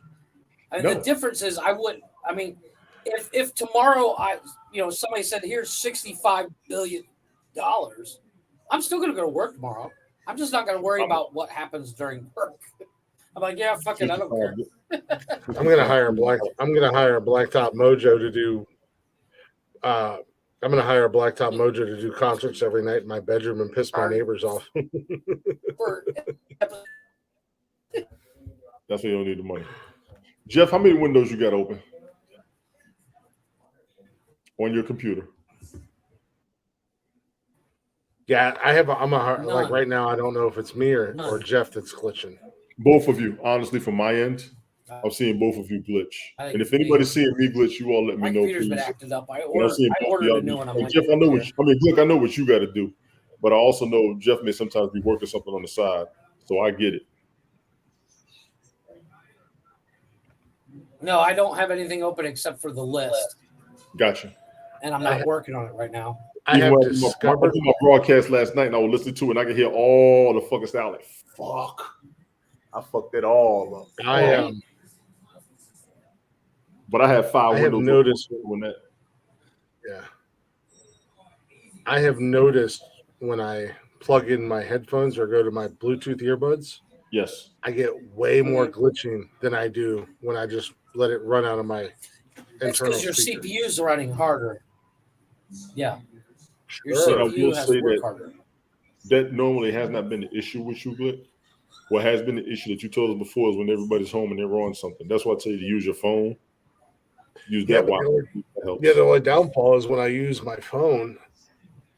Fucking AT&T is such a goddamn joke. No, it isn't. Hold on, try. I've been with them 20 years. You good? Let me try this. No, Go ahead. Yeah, give it a things refresh. because when I started my job, I needed a computer, and I went and Yes. bought this one, and it's been a great computer. Mhm. But me working on it 8 to 12 hours a day for a year and a half, It needs a break. It needs a it break. fills up with shit. Yes. Well, I needs shut a it break. down every night, but Good. I have to clear my 3 times a week easily. I have to Yes. clear old files and all that stuff. Computer, and the guy the company I'm ordering off of says there is almost a month delay On computer repair? backlog. No, to Yeah. buy a Computer new one. repair. Yeah. To buy a new Well, I'm computer? good. Jeff, you still got that? Yeah. Jeff, you still got that Yeah. same 40-year-old laptop? No, I bought that brand new Acer when I started working. Dumb question. Why won't you get them Mm. higher than the Acer? Even though Yeah. Acer's got good reviews. I have an Acer. I love my Acer. I've heard good things about Acer. You might need more memory on the next one. Yeah, well, the new one I'm getting the iCore 5, and which is the CPU, so it's actually got a faster brain. Yes. And because the iCore 7, which is the one I want, is astronomically priced, and then I'm getting I think it's 2 500 gig RAM hard drives with it. You got to get terabytes soon. So it's got a terabyte. With of the memory. work you're doing, yeah, you need terabytes because you're on it 10 hours a day. Yeah, and it doesn't help that I run dual screens. No, that's my point. You're wearing it out. Which is Yeah. why I've had this laptop. I've had this laptop for about a year now, and I've noticed the speakers acting up. That's how much I'm on here. But I turn the volume down now. Well, hear it. I don't think the speakers on the Acer, A, they're not that good in the first place. B, I don't think I've used them more than 5 minutes at a time. The speakers? My speakers, because I've always had a set of headset. I've always had a Right. headset. Right. Because I spend, I would say, 40% of my day on the phone. Right. So I've always got a headset in. So the speakers on this thing are maybe have 20 minutes of time on them Yes. in the entire year and a half that I've been using it. So, like I said, I'm just literally waiting on the new one to get here. It's supposed to get here mid-March, mid to late March. Right. And with the new thing we're doing at work is I'm going to probably have to upgrade not long after that, because the new thing we're doing is huge. I believe you. Trust me. If you're doing work at that level, get top of the line everything. Yeah. Well, I'm looking at ordering parts to build my own standalone. No, Jeff, just buy some top shit and stop that shit. Damn it. No. I'm not building it myself. I'm ordering the parts from a guy, and he's going to build my computer, and it's going to be a full-on desktop computer, not a laptop. The problem with a laptop comes down to, like I said, I run multiple screens. I'm probably going to get a third screen, so I'll have 3 screens, because I do trade on the market as well. So Yes. I like to have the market up so I can see what's going on, so I don't fuck up and lose a bunch of money. So I want to get another screen, and the desktop computer I'm looking at is, I think I was checking on the price of it the other day. It's going to cost me almost $10,000. Right. But it'll be able to keep up with desktop? it's custom made, but it's got 2 terabytes of memory. It's got an iCore 9. The iCore 9 is like you click on something, you're there before your fingers lets off the mouse. And transform. Yeah. And it literally comes down to, I get on the phone with somebody now and they're like, hey, can you look up my folder? Okay, you got 20 minutes while my computer thinks about it. Yes, right. So, and I usually have about 25 to 30 tabs open at a time. Gotcha. So it slows down a lot. Gotcha. So, but yeah, I'm probably going to buy the desktop in December. All right, go for it. But then I got to buy a big screen. I found a screen. It's in screen. It's 25 inch. So Brian, you asshole. What's happening? What's up, Brian? He's on the way home, probably. Chris was just talking shit about you. Andrew, I wasn't talking shit. I was stating the fact. He was. You said Jeff and another asshole was on here talking Game of Thrones for 3 hours. Yeah, I knew you just got off work. You missed it, man. It was the first hour was pretty monumental for Glick, Brian. I'm not gonna lie. Check it out when you get a chance. It was pretty monumental. Not just for Glick, for the show. The show, it was monumental. I want to say for him, man. You already know. Anytime we have a guest, we're going to enjoy it. But that was like a milestone. Matter of fact, I'm not going to lie. Remember that list we had with the people we want to interview? Mm-hmm. I'm working on one of them because I got somebody who's going to try to work on one of the guests I was requesting. So I'm trying to see how that's going to go. I haven't gotten any confirmation yet. He's working on one of them outside of the show. God forbid. Oh, you guys do anything for our show. God forbid I don't do anything for the show. How about that? We just had we just had one of the biggest guests we've ever had on this show. I've been plugging this show number one get. And let me ask my co-host. I wasn't going to do it. I was going to do it off the show. I did not say that. Ask my co-host. Oh boy! Did you or did you not promote this week's? I did actually. Show? And you're a goddamn liar. Actually. How do you know? All your customers? Glick, I promote Yeah. the show on every broadcast I'm on. Tell me I What don't. about bullshit? Well, yeah, you do Okay. on every show you're on, but I'm gonna call bullshit on Okay. tonight's show. Okay. I Because did it was promote all tonight's over show. social media. You sound like every ex-girlfriend or every ex-booty call I ever had. I'm talking about this one moment. I specifically brought up this one You sound moment. like every ex-girlfriend or every ex-booty call I ever had. I I'm talking about specifically this brought one up moment. this one moment. I Yeah, we're talking specifically about this brought one up moment. this one moment. Mind you, I talk about the podcast everywhere. Everywhere. I do too. TED show. Because Smoke I'm show. trying to turn this into something. Okay. I'm trying to make something of I ain't this. doing nothing. And it's Okay. the three of us, so I figured that I could get just a smidge of effort from you guys. Well, you know what they Because I don't say. ever. You know what I they mean, I say, can Chris. turn this show. I can turn this show and make this show about me. Okay. Because don't you? I mean, and you guys are just here, but I try to include us in everything. Exactly. But It's our yeah, show. literally. I got the ultimate part, but I'm always advertising the show. Always. Not just once You every do episode. advertise. I'm not saying that you don't when you're on 9 billion other platforms, but you would have thought that you guys would have at least. I mean, I'll say this much, Tony D, since you want to bring this up. Sure.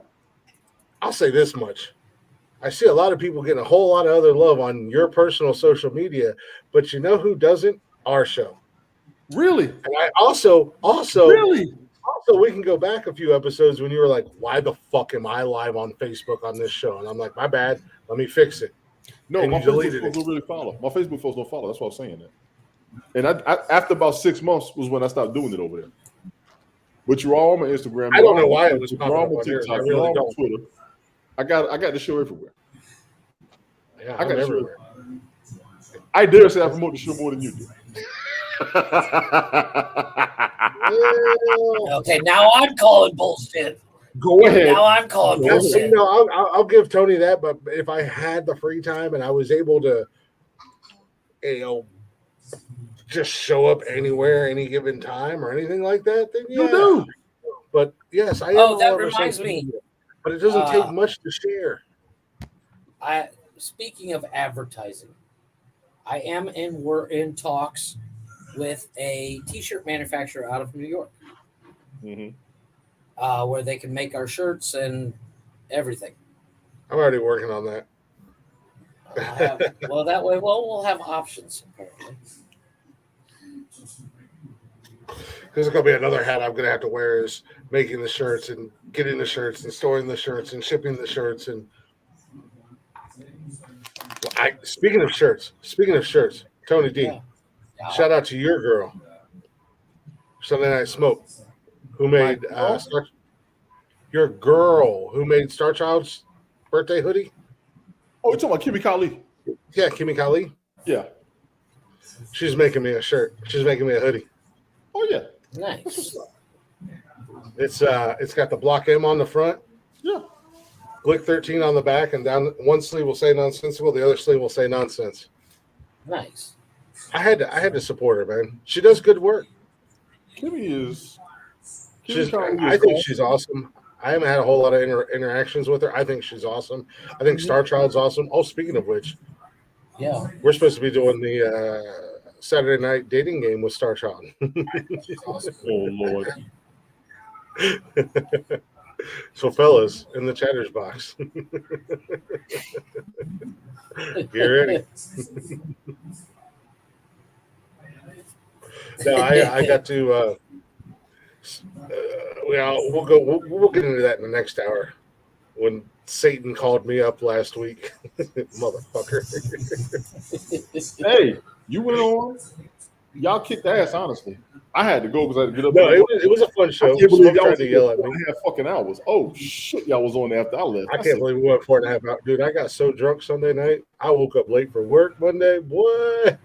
Man, I told you, I got to go. I will listen to it for a little bit. Smoke tried to get my ass. I got right back in his ass. He was like, Glick, I love you, but shut the fuck up. I was like, nah, I ain't shut the fuck up. Your ass was about to start going like, oh God, here we go. I was about to start. You brought me up in here and you went down this road. I'm about to bring it. See, That was and good this is what I, episode. this is what I tried telling Smoke, and I think this is where he finally caught on to it. Stop trying to make it a generalization and make it a conversation. Well, he got his opinion. He got in my ass. I'll give Smoke that. He's got his opinion. Smoke got my ass. I saw that beer in your hand. I said, "Yep, here we go." But I got right back in his ass. Sounds like a weird. It was a fun show. It was a really fun show.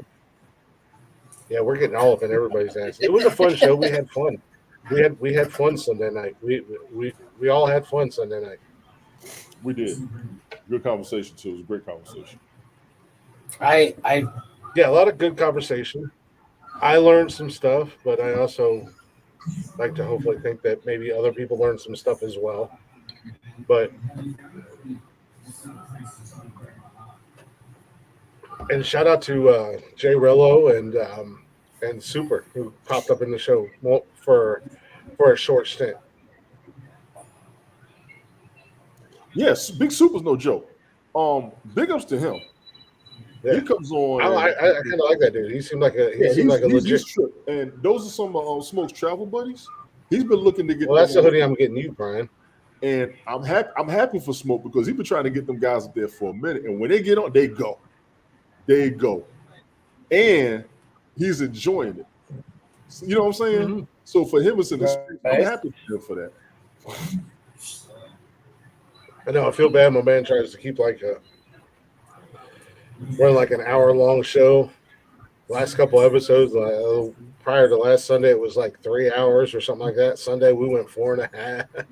Yeah.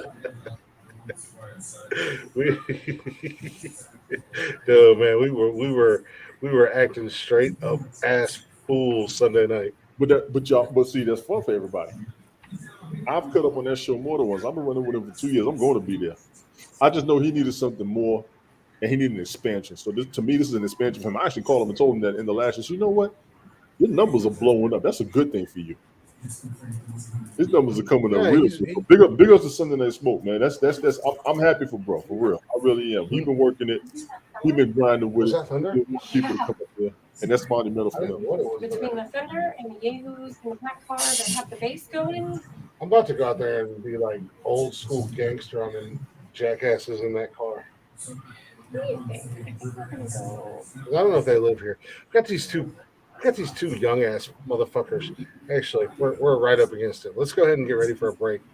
And I do want to conversate a little bit about Satan calling up his favorite demon Sunday night to come play in the playground. But I also want to talk about these two young ass yahoos. I don't even know if they live here. But I about beat the brakes off of them the other day when I came home from work. Who? Did who get a job? What? Oh, he's talking about Nikki. Did Nikki get a job? Did she get? Yeah. She got 2 jobs actually. Let's we started the show with my girl. We did a little getaway car. Yeah. Let's do a fraternity. Where the hell is that damn song at? Tony D, this one's for you. Tony D, we're gonna take a real quick break. Blacktop Mojo for your ear holes. Go ahead and check them out. All social media, Blacktop Mojo, wherever you stream music at. Check out the tour dates. More than likely, they're going to be coming to a town near you. Definitely go see them. It is worth the price of admission, ladies and gentlemen. We'll be back here in just a few minutes. Enjoy a little bit of this. Tony, this one's for you, buddy. Go for it. Come and lay your money down.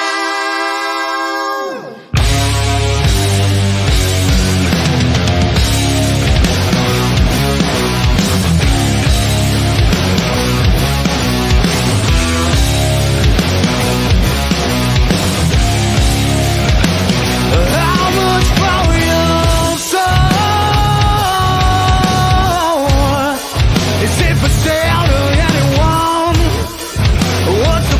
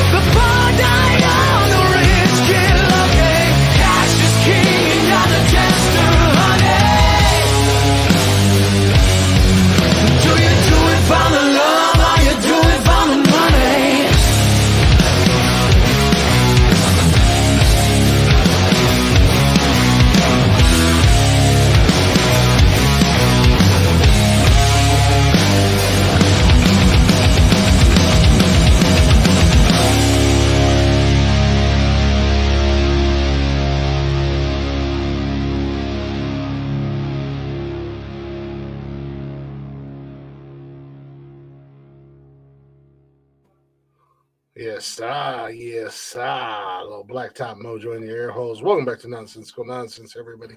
I'm Glick. We got Tony D in the building. We got Jeffrey in the building. We hanging out doing what we do. It's Wednesday night.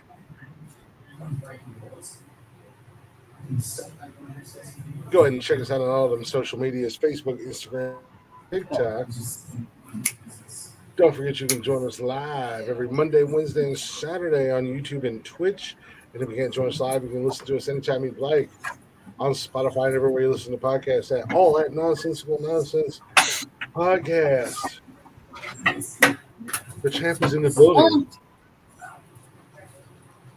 Even though I feel like this week I might have to put my belt down.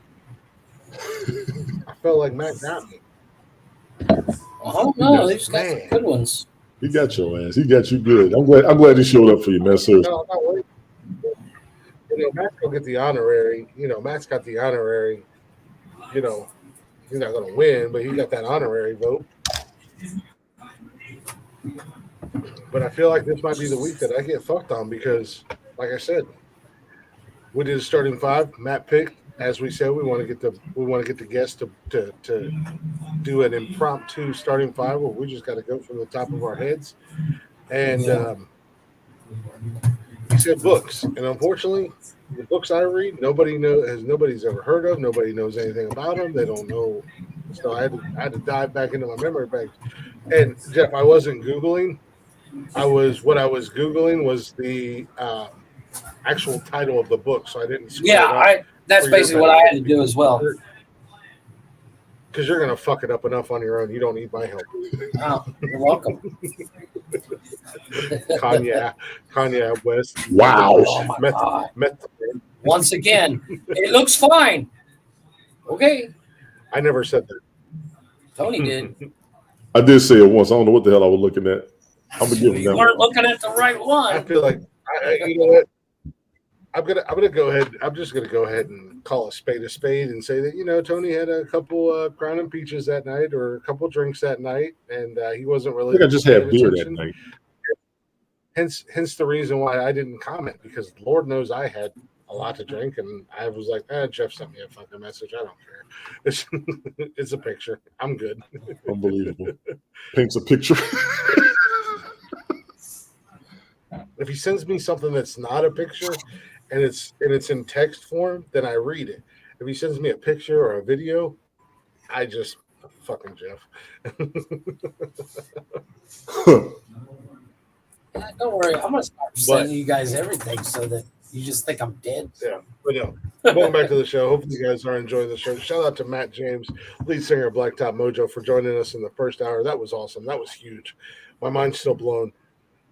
Before winter break, I was telling you guys a couple little douche canoes. I don't even think they live here, but there's these. They're like probably 18, 19, maybe 20-year-old idiots, and right. They like to sit out in their Cadillac in the parking lot until 11 or 12 o'clock at night with their bass bumping. The other day I came home from work and they were walking down the road here. Like we got when you pull into the community, got this old main road right here. Right.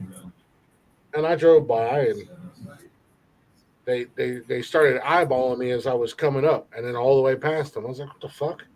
So did a little around, got our mailboxes down there, so went down and checked the mail. As I'm driving back, they start staring me down again, eyeballing me. Well, when we're coming back up, my driver's side window is right there where they're walking. Right. So, I'm already creeping as it is. I was like, what the fuck you staring at? I said, keep fucking eyeballing me.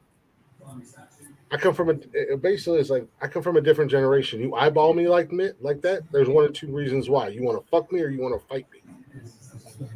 And Either way, we're getting naked. So let's do this. Judging by the way you two are dressed, more than likely you want to fuck me, because your mama's going to wish she would have aborted your ass if you want to fight me.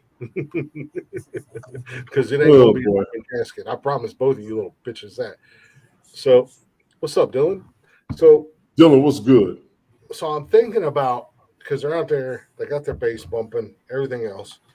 thinking about if they're still out there when the show's over, going a little old school mafia style, and grabbing my ball bat and walking out there and smashing the hood of their car and being like, "What's the fucking problem? The fuck is wrong with you? Hey, we got a problem?" Oh boy. I'm just saying, not a bad idea. Okay. Not a great How idea. it works out for you? Especially when I got my neighbors banging on my wall, when I'm doing everything I can to not be as loud or as obnoxious. You got people snitching on me because there's a fucking dog over here, and every damn thing else. Even though I went to the office and asked for permission about the dog, and just paid the pet deposit and $300 non-refundable, mind you. Yes.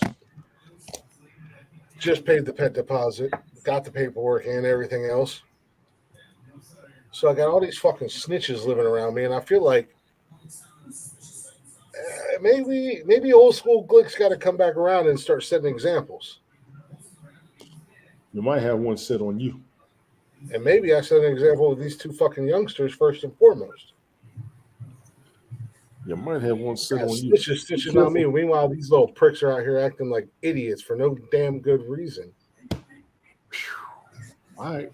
I'm just saying. Yeah, you are. No, So am I.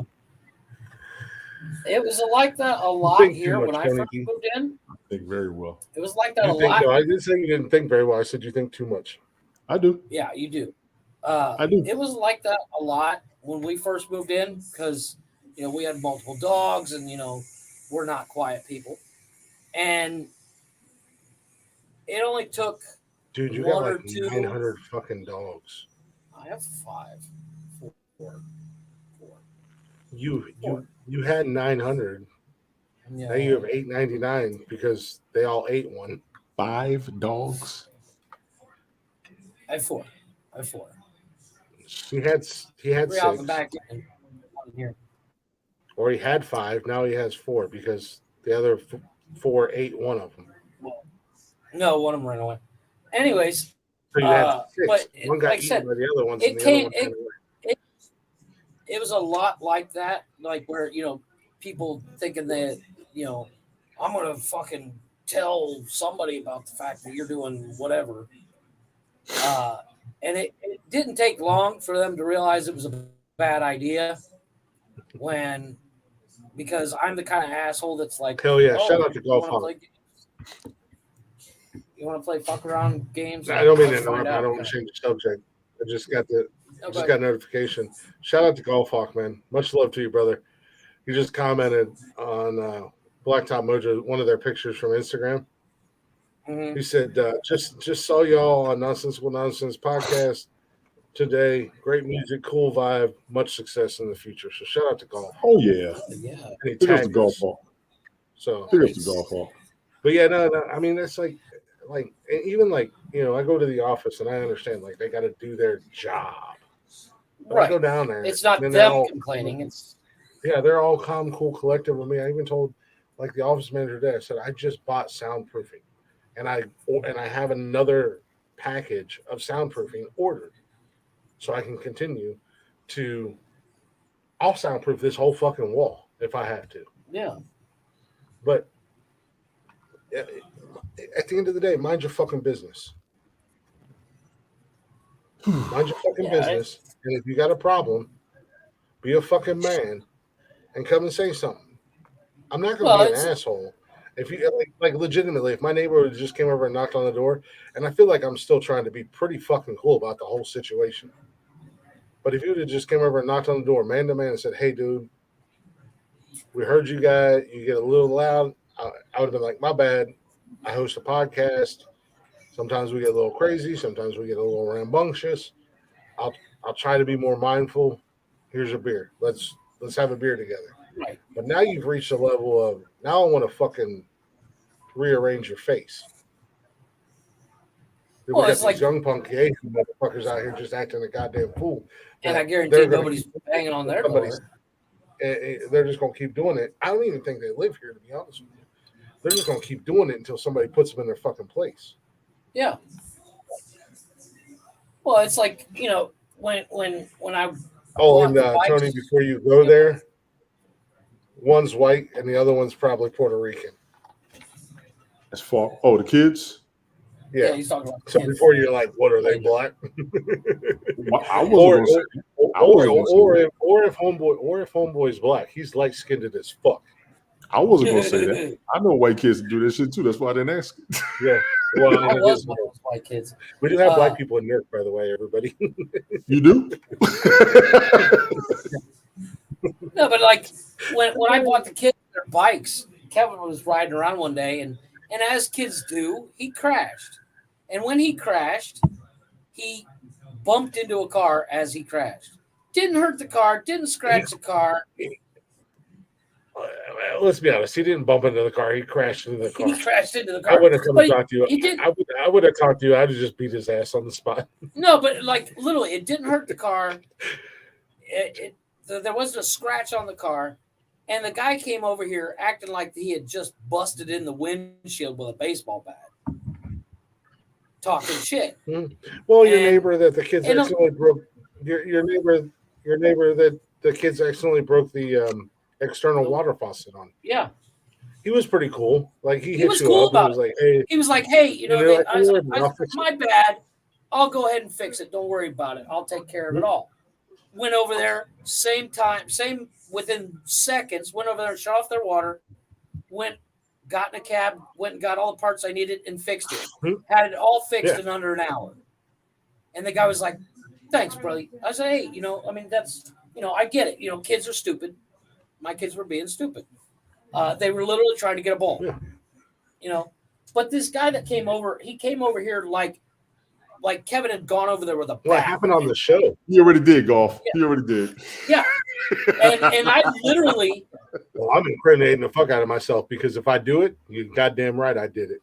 Oh, yeah, exactly. Well, this guy came over and he started talking shit like he was Mr. Big Badass. Tony was trying to dance with me. It only took him raising his voice to me once. Tony. Hey, whoa, tone down. Are you really trying to dance with somebody else? Your sister came in. She said, I said, you did. I did. I've been waiting on you, so I'm here. No. What's the problem? You got That's your sister. Yeah, It's family. It counts. He also did this. No. He also did that. No. Cool. We don't do that. We don't do that? Okay, you We tell don't do her that. too. You tell her then too, okay? I will. We don't do that. Okay? Good talk. I'm glad we're on the same you page. got long black hair and glasses. Y'all might dress the same. So every now and then when you're standing from a distance, I just like, hey, and you bust move, I bust move. They do. Yeah, I was gonna say, yeah. They do kind of. They do from a distance. They do look a lot exactly alike. the same. They do look a lot alike. She came in and said, no. Plus, Not today. we don't do that, Tony D. No. Listen, I don't think so. That is my dance and my dance only. Are we clear? I've been told.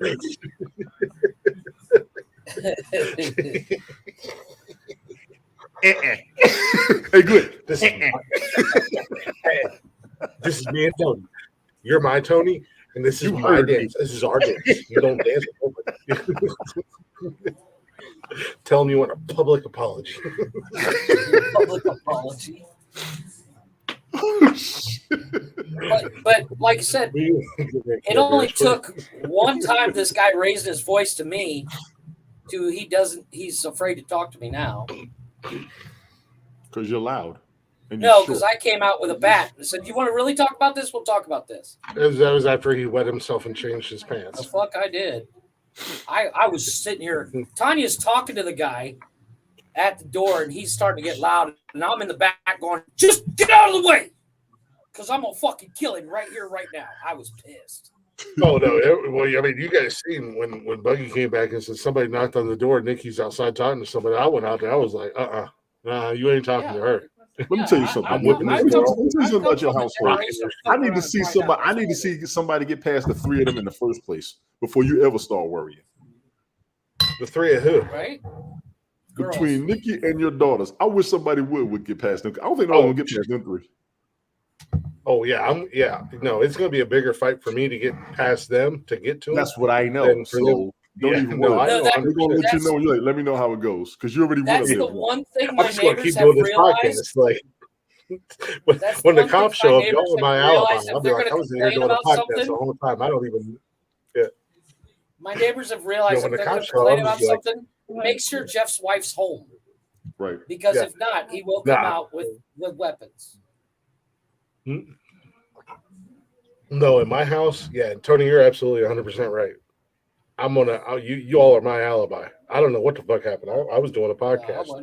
I wasn't a part of it. I didn't see nothing. I don't know shit. I was doing a podcast. All I know is don't even minute put that I looked shit on out me. and I heard a bunch of bass, and the next minute those two were dead. I don't know what the fuck happened. Oh, we know. They know what happened. Oh, no, man. Maybe you should ask those two idiots. Oh wait, they're dead. Oh my god.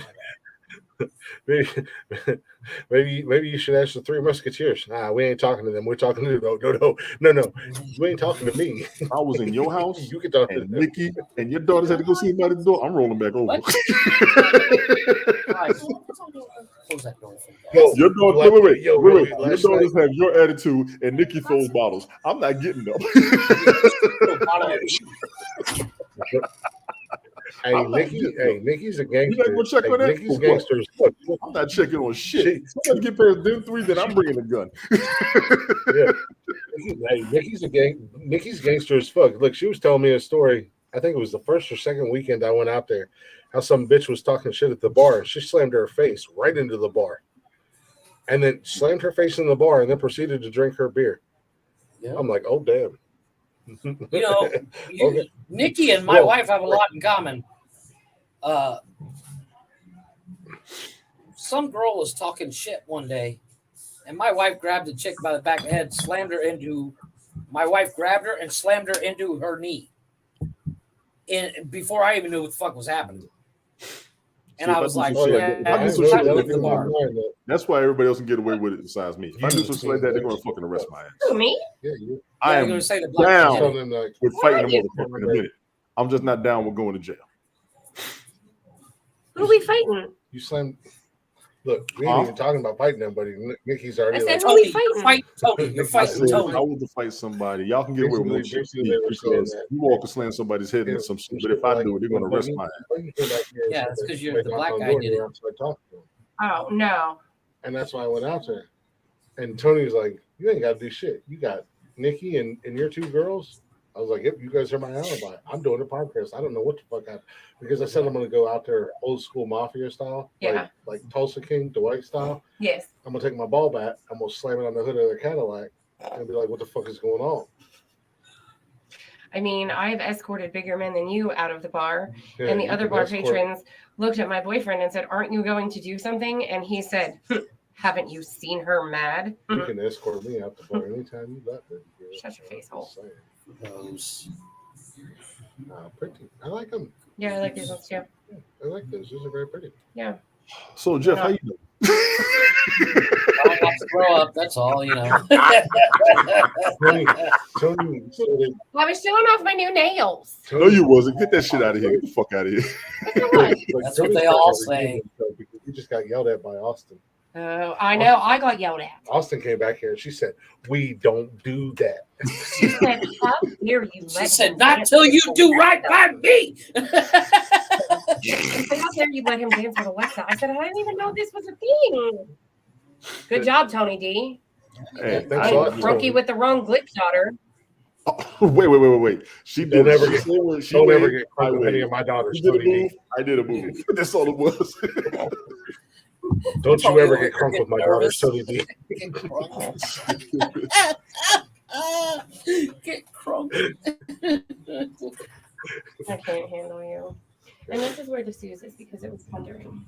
Okay, babe. You okay, girl? She don't like thunderstorms. Yeah, it's all right. Dado's got you. I know my dogs freak out. Don't go, all the time. Dado. Freaking back over the Thunderstorms, blow dryers, vacuum cleaners, fireworks. Anything that makes noises. Yes. Yeah. She came back here with her dad. Her dog, Dad. Her dog's dead. When she had to go get her rabies shots and stuff like that, the vet and the vet techs were like, "All right, Dad, you have to let her go, and I'm gonna hold her." And I'm like, and when we were leaving, Mickey was like, Dog "Oh, was- you got a new title, Doggo Daddo." She had to come back here. This dog has been in love with me since the first time she met me. Yeah. Mickey was jealous. The dogs see you as a bodyguard. That's why. You're a big motherfucker that's not going to hurt them. They feel Well, comfortable you know, around you know how you make a dog like you, You know- Tony. It's very simple. You make sure you feed them, and Pretty then much. next thing you know, they're your best friend. You Oh, feed them, no, I they don't hurt them. They're going to be around you. Duh. No, I didn't feed her. I didn't start feeding her until they came up here. Well, fuck you up. And they're eating good. But dogs love me. Kids, Dude, I've had people. I've had. No. Animals do love me because I am an animal. I'm a big dumb animal, Tony D. I'm not going to lie. I knew this woman in Florida. I went by her house one time. We was chilling out. I sat in the TV watching TV with her. She went to the kitchen for something. One of her cats, which blew my mind. One of her cats literally was walked around the couch, came up and sniffed me. Then crawled up in my lap, sat on the armrest right by my arm, and just sat there and laid down. She came in there, she said, "That cat likes you." I said, "Cats don't do that. Cats don't do that shit." Get out. Oh, I had a friend of mine, and she had this one female cat, and she was like, "Just so you know, this cat hates everybody. You probably won't see her, anything like that." The first night we was all hanging out chilling, this fucking cat was in my lap. She was curled up in my lap, purring, and every time I was around, every time we was together, this fucking cat would be in my lap. I don't even like cats. I don't either. I do not either. I mean, Cats cool. literally serve zero purpose. I mean, cats are cool. They're cute and everything like that. I'm never going to be mean to one because I love animals. But no, I've had customers. I've had people who are like, "Oh, let me put my dog away. Oh, you know, they don't like nobody. They're gonna bite you." And especially when I was at Orkin, I had one customer who had pit bulls, and they had 3 of them. They're like, "These dogs don't like nobody. They don't like other animals." Da da da da. After the second time I was there, these dogs were literally. I had one on each side and one behind me, just strolling with me when I was doing animals can detect you, Mm-hmm. and they could decide whether somebody they want to be around. Now, I've had animals that didn't like me. My stepmom has a dog. That dog bites every fucking body. That dog bit me. I almost kicked him in the damn face. But that dog loves my baby sister, so the dog's just protective, and I'm good with that. You know what I'm saying? Right. I told that dog. I said, "You know what? I'll lick your little ass." He looked at me. He would just sit and be cool. He said, "Don't go pet him. Don't go pet him." I went to go pet him. And it's a little sheepdog. That little motherfucker quick. Yep. I like that little. I like that little motherfucker. My aunt had You ain't gotta like me. Don't let nobody fuck with my sister. We good. I'm gonna go buy you a steak, you little bastard. Right? Yep. Yeah, you go. My aunt and uncle had Dalmatians, and they had this one fucking retarded ass Dalmatian. That motherfucker bit me one day. You know what I did? Punch him in the face. I bit the tip of his ear off. Yep. That's what you guess who was my best friend from that day on? Yeah. Yep. The only dog that It's has all- it's never all about not showing licked me dominance. and always tried to eat me. My mom had this goddamn Chihuahua. Them fuckers are evil. Every one of them. My mom had this No, they're not. goddamn Chihuahua that would jump in my lap and act like we was going to be friends. And my dumbass felt for it every time. And as soon as I'd start to pet her, I'm like, "Bitch, you ain't nothing but 3 pounds." Go right by the scruff. Go right by the damn scruff. I'd pick her up. I said, "You ain't nothing but 3 fucking pounds. My hand weighs more than you. I could literally crush you. Why you act like that? Why you act like that?" They got to establish their ground. You were new to their area. They have little thing syndrome like Jeff. Jeff's a Chihuahua. Jeff is a Chihuahua, but Jeff calls you. Jeff's my bitch. Oh my god. Golf Hawk said cats are only good for target practice. No, you don't think I ever snatched Jeff up by the scruff of his neck? I ain't got nothing to do with this shit. Well, you acting up. I need you to calm down, Jeffrey. His little legs kicking. Shit. Let me at him. I'm tired of your shit.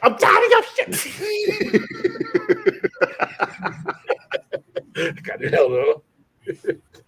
I'm a big dude. I've had stronger people hold me back, but I almost got a fight in college one time, and I had like 4 of my homeboys, and we used to all lift weights. But they was in the gym more than I was. When I got mad, 4 of them were trying to put me. They said, "You a little strong motherfucker." I said, "Man, I get tired of shit. I get fucking tired." I turn into Bane on motherfuckers every now and then.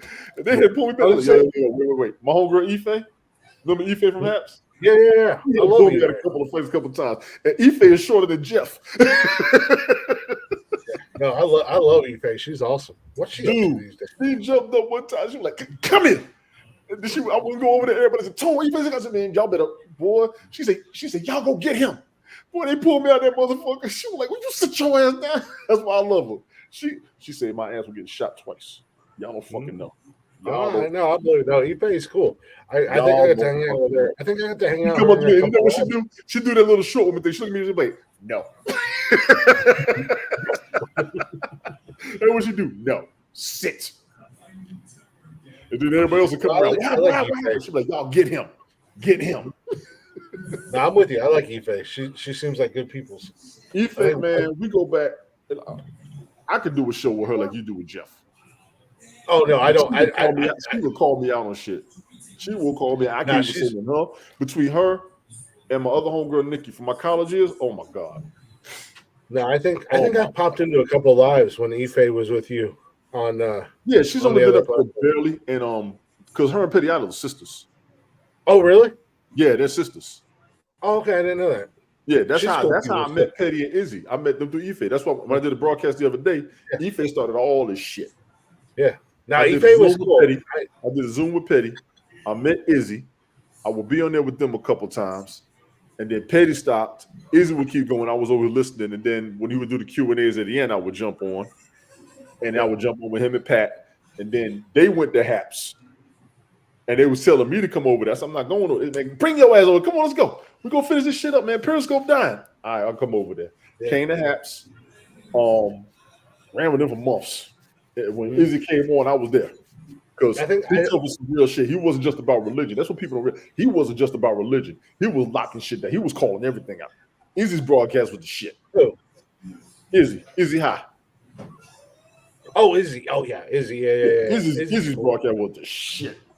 I would be listening to them. And I was also looking up a lot of the shit that he would talk about.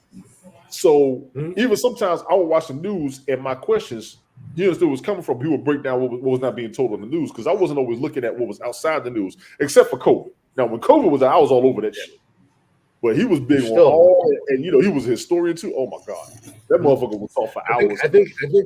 I don't think I ever got live with Izzy, but I know I was in his comments, and I know we had some really good back and forths in the comments, like not negative because in any way. Because he conversated with every fucking body. Yeah. People try to call him a racist and said he ain't a racist. He talks to every fucking body. He don't fucking care. No. He don't fucking care. I was being Tony. Nah, Tony. Nah, Izzy was cool. Like I said, Izzy and I know Izzy and I had some good back and forths in the comments. Yeah. Ife, I feel like I know Ife and I know she might have come in. You and I were just kicking it and hanging out, and I think Ife jumped in. She's good people's. Yeah, that's. I mean, I fight for her. No, I fight for her, and like, trust me. There's that 1 year in college where we were always 50 deep. You didn't mess with a lot of us, but you damn sure didn't mess with her. That's why she's so damn spoiled, and I tell her.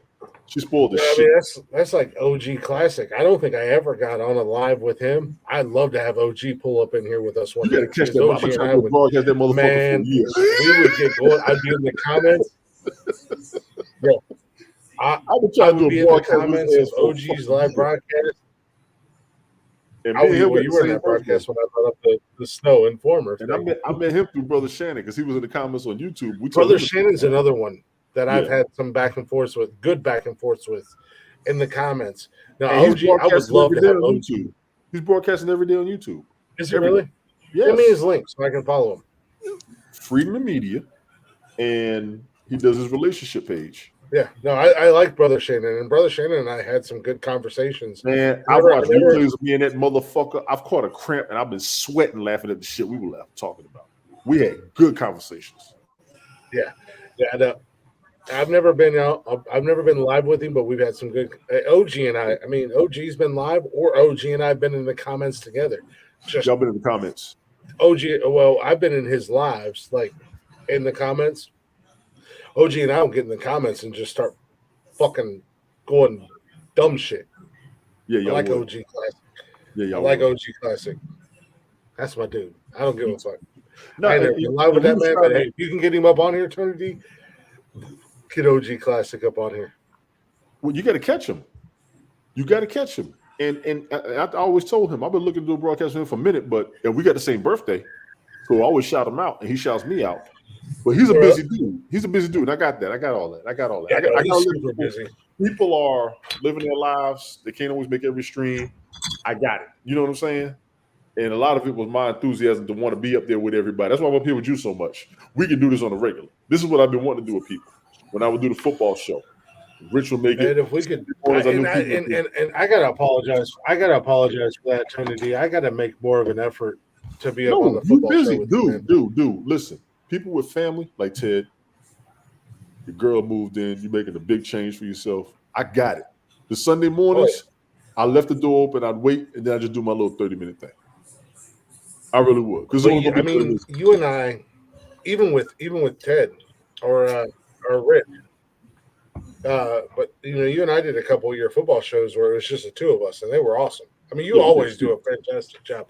I'll never say anything bad about your football shows or your music shows because I like the music shows because appreciate it. Believe it or not, people, I'm on that same vibe with you with music. I'm like, this motherfucker really pulled this song out. God damn it! Well, you know what? I ain't heard this song that time frame that I play with my music, everybody was somewhat listening to the same shit like the 80s. Hip hop was coming up in the 90s. Everybody was up on that shit. Well, I'm an old school hip hop head. I'm going to do one with the 80s with the top 40, like I did that one broadcast where I did a whole bunch of 80s top 40 shit, and people loved it. I want and I do shit because I want an audience. I don't just do shit because I want to do it. I can do that easy. But it drives me crazy watching folks up here killing themselves to kick out a message and nobody's listening. I try to throw my message in there when I do what I do. All last month, I was kicking out some deep shit to me. And I ain't gonna lie. And I caught a few people. The one I did last night, I would listen to it today. The audio was kind of fucked up on a few things, so I messed that all up. But it was good. The De La Soul tribute, oh my God. Ted hit me up. Man, I like that day. I like that De La Soul. He said, "Thank you for that shit." I didn't expect that. Speaking of, shout out to Mark. He's not in here tonight, but shout out to Mark. Mark came up in here Monday night. Monday night I ran solo. Go ahead and get your little dance break in. You better not. You gonna get see. You gonna get me in trouble. Y'all are so bad. You already got in trouble. You got to get your dance break in. You got to get your dance. Why break you want to make right me get in more trouble?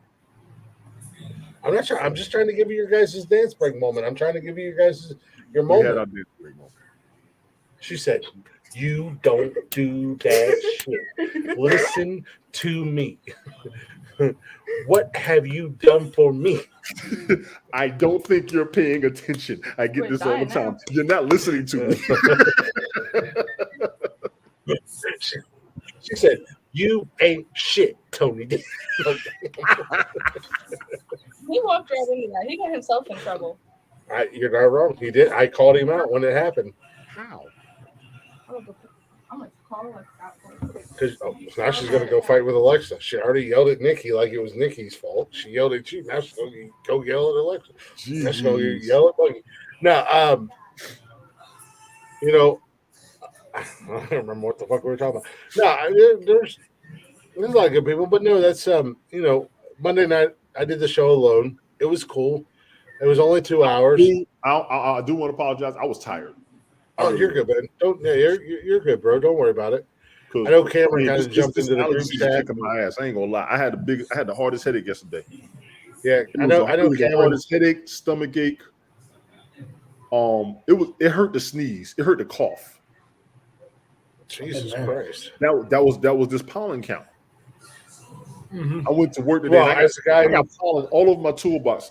I put my sweatshirt on my toolbox today, and I picked it up, and there was pollen around the hood. I said, "This is ridiculous." I don't know what y'all doing with these plants, but they horny. Nah, as a guy who lived in the South, who lived in South Carolina, I already know what you're going through, bro. Yeah. Like, and Cameron should know too. Like, I already knew what you were going through. And Cameron jumped in the chat and he kind of jumped on your guys' shit, but he didn't realize that, Matt and I had talked and we had moved it to tonight and not Monday, because originally it was going to be for Monday. But Matt and I had talked, and you guys knew because I told you guys, we're going to do it Wednesday night. I said, I think I can do this. So kind of jumped in here and kind of rolled with it and talked about the magazine article, talked about Matt coming on the show, different things, and then I had some news articles. I just jumped into them, but Tony D, and this is where I was going with that. It doesn't matter, and like I told Matt tonight, and I've said the same thing to Matt from Over and Out. It's so funny that both their names are Matt. And I really learned a lesson from these guys, and I truly do look up to Blacktop Mojo, and not only as musicians, as a fan, I love their music, but I look up to them because they've been doing it for so long. Yeah, he said that. And it's a little bit of a slow grind, and I understand we're on a slow grind, but God damn it, we're catching traction. We're getting more and more. And more followers, more listeners, more this, more that. But I appreciate the fact that I mean, the first time I ever seen Blacktop Mojo, as I said tonight, was in a hole in the wall bar, and there might have been maybe 200 people in there, but they performed like there was 200,000 people there. The second time I went and seen Over and Out, there was maybe 30, but it didn't matter. And that was a real eye opener for me. Mm-hmm. And I've told you guys, I don't look at numbers. I don't care who's watching when we're live. I don't care how many people are watching. I don't look at the statistics or anything like that. We're going to keep doing what we do. So, I look up to that. But Monday night in the comments, Mark was in there with me. Mark's a longtime friend. Mark's not a fan. Mark's a friend of mine. I'm going to call Mark a friend. At this point. Go ahead. I'm listening. Go ahead. Since Periscope, and he was like listening to when it was you by yourself or listening to you guys all together. You guys have gotten me through a lot of shit. You guys have gotten me through a lot of bad times. You said that a couple episodes ago. Yeah, I heard a lot of negative times. And that's what it's all about, man. As long as one person gets what we're doing and understands, that's all that. I don't care. We're going to keep doing what we do, and we're going to keep having fun, and we're going to keep rolling. And I think it's the thing that I like about you, Tony D. When you do your music shows, you're doing your music shows, and you're having fun. Yeah, you're just doing it. Told. People see that I enjoy myself when I do it. You do your fantasy football show, and like I said, I love the fantasy football show. I wish I could be in there, or it's a football show. That's your world. Now, people want me to do something that they can relate to now, and that's what I've been working on. What can I do that we can relate to make them watch? Because I want the audience. Well, it's a football show, right? And you and I have been on there together by ourselves. We've been on there with Rich. We've been on there with Brian, and we do have a lot of good conversations. I know I'm more of a numbers guy and a stats guy, and it's just a world I live in. You saw how I feel like our show is. You saw how I feel like our show. Yeah, I feel like our show as a whole is something that anybody and everybody could listen to, if they would just give us a chance. Unfortunately, we got a few haters that. I mean, somebody randomly messaged Nikki this weekend. They commented on her TikTok page. And what did they say? Because you can't message people on TikTok unless you each follow each other. So they commented on one of her videos and said, "Your boyfriend disrespects women." Okay. And I'm like, wait a minute. We go back to Sunday night smoke show. I feel like I was more on the women's side of things, and even called Smoke out when he was basically as a whole calling women bitches and everything else. I'm like, wait a minute. I usually generally look for both sides of the story without being derogatory. And the cool thing about it was Nikki was like, this fucking bitch. Delete comment, block. Yep. Well, she don't see, But Nikki don't give a fuck. And we like that about her. She don't give a fuck. And no, if you're not talking about them, why would they be offended? yeah. Why you popping up in my girlfriend's TikTok page talking shit about me? When we literally, and we're not doing it again. We're not diving down this wormhole again. We're gonna keep doing what we do. But we literally gave you guys an entire episode on Saturday night to come and speak your mind one way or another. And did not one of you bitches show up. Yep. And that's a male or female thing. Did not a one. Not a Hey Jeff. Well, Jeff got tired of me talking about it. Fuckers. Hey, you know what? People made bets that none of you We all knew it. I mean, people made bets. So stop talking shit on the side and get your ass the fuck up in here when we tell you. well, no, I mean, I actually saw a TikTok video, or maybe it been a YouTube video. I don't remember. But this guy, he dressed up. He was dressed up for Halloween in a sombrero and a serape and the whole 9 yards, right? And he went around asking people, "Are you offended by this?" And they're like, "Yeah." "Are you Mexican?" He's like, "No." He's like, "Well, then that's offensive." And he went over to the Mexican neighborhood, and they're like, "No, you look good, man. That looks awesome." Probably laughed at his ass. And the funny thing was, it was all these white liberals saying, "Oh, that's offensive," but all the people that are actually they were like, "Oh, that's cultural appropriation." They were like, "That that's bad. You shouldn't do that." And everybody from that culture was like, "That looks good. Rock it out." And that's basically the same thing.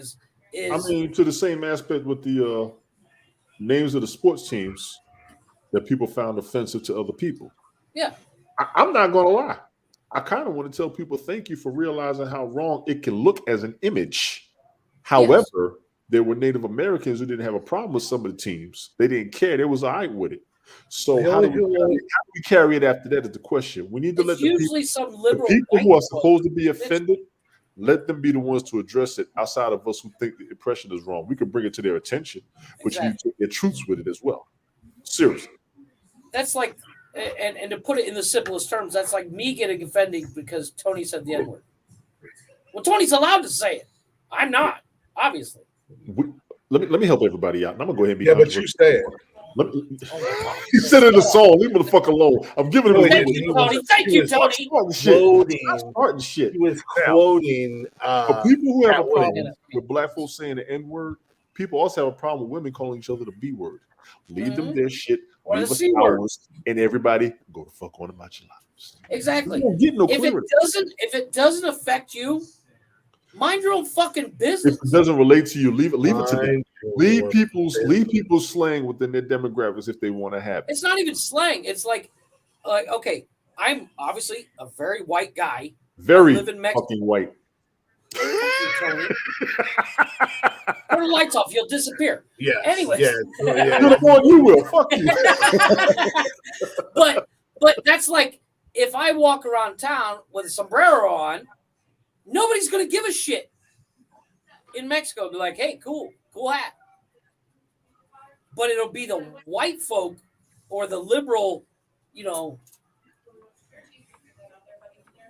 warriors, the equal rights warriors or whatever it's called or whatever you want to call it. They're the ones offended. Well, it doesn't affect you. It's not your heritage. Shut the fuck up, kind of thing. Mind your business. Yeah. Stay in your lane. Kinda, yeah, kinda. Yeah, it's a real stay in your lane situation. I literally watched a video. That's a song by You Guy from the Wu-Tang Clan. That was one of his songs on his CD, Stay in Your Lane. Oh. Most people don't have that CD. I'm going to go ahead and tell you, that first You Guy CD, Stay in Your Lane is the name of one of those songs. And the chorus kept hitting me. Stay in your lane, stay in your lane, stay in your lane. It's literally like me getting mad if Tony wears a cowboy hat. Because Chris and I grew up on farms, and Tony wore a cowboy hat. We'd be like, fuck yeah, let's go to the farm. No. One in three cowboys are black. No, Bill Pickett. But my point Tony, is that when Tony and I meet for the first 100%. time, I'm putting a cowboy hat on him. No, but here's the And Tony thing. D, I had to break Tony it to you, B but from you're going to New be one of York. my groomsmen at Nikki and I's wedding, and you're going to have to wear a cowboy hat. Yeah, there you go. But like, No, that's actually, like me I take getting that back. upset No, you're not allowed to wear a because cowboy Tony hat, B Tony, from New York because is wearing a you're going to cowboy hat. fucking rock it, and Nikki's going to be like, I don't. He's going to I'm look like "Fuck Cowboy you, Tony Troy. D." No, she's going to be like, I don't. I'm going to turn around and be like, fuck you, Tony D. We don't do this, Tony D. No, but I mean, that's like me getting upset because Tony is from New York and wearing a cowboy hat. It doesn't affect me. I mean, he was born in New York. Yeah, well, yeah, exactly. He's more Southern now than he is New Yorker. I have not given in to socks and flip-flops yet. I have not given in to hog maws, fatback, chitlins, collard greens. I've black never. eyes like that. I've had black eyed peas like that. I haven't given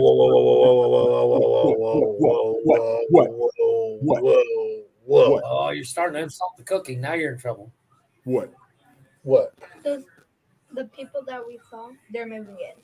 Oh, they're moving in? Yeah. Sweet. Okay. First and foremost, flip-flops and socks. It's wrong on every level. It's on every level. I don't care. I don't care who you are. I don't care where you're from. I will go full Karen on you. What the fuck? Take the socks You off. ain't never had. You ain't never had. If you're coming out of the hospital, I will give you that. You're coming out of the hospital, I will give you that. On an everyday fucking basis, I can't. Not even then. I'll take my socks off and just wear the sandals. No. It's acceptable coming out. You ain't never had hog maw and collard greens, Tony D? Yeah, what's wrong I don't with do that. Not for real. You ain't never. I've had collard greens. Wait. I've had collard greens, but I haven't done the hog maws. But you're a black guy. You're supposed to like that shit. What's the fucking all white boy? Let me tell you something with your little half Mexican ass.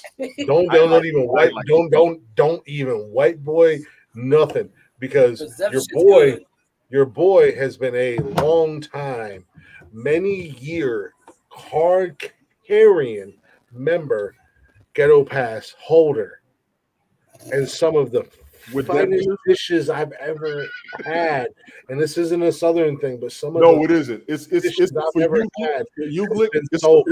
I think an aspect of it is a rural thing. I was never really rural. I was more urban. Yeah, you're urban. Okay, I'm telling you, I soul food, black food, if that's what you want to declare it.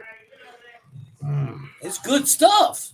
No, I don't declare it like that. But the cultural difference for me is I'm urban. A lot of people are rural. Right.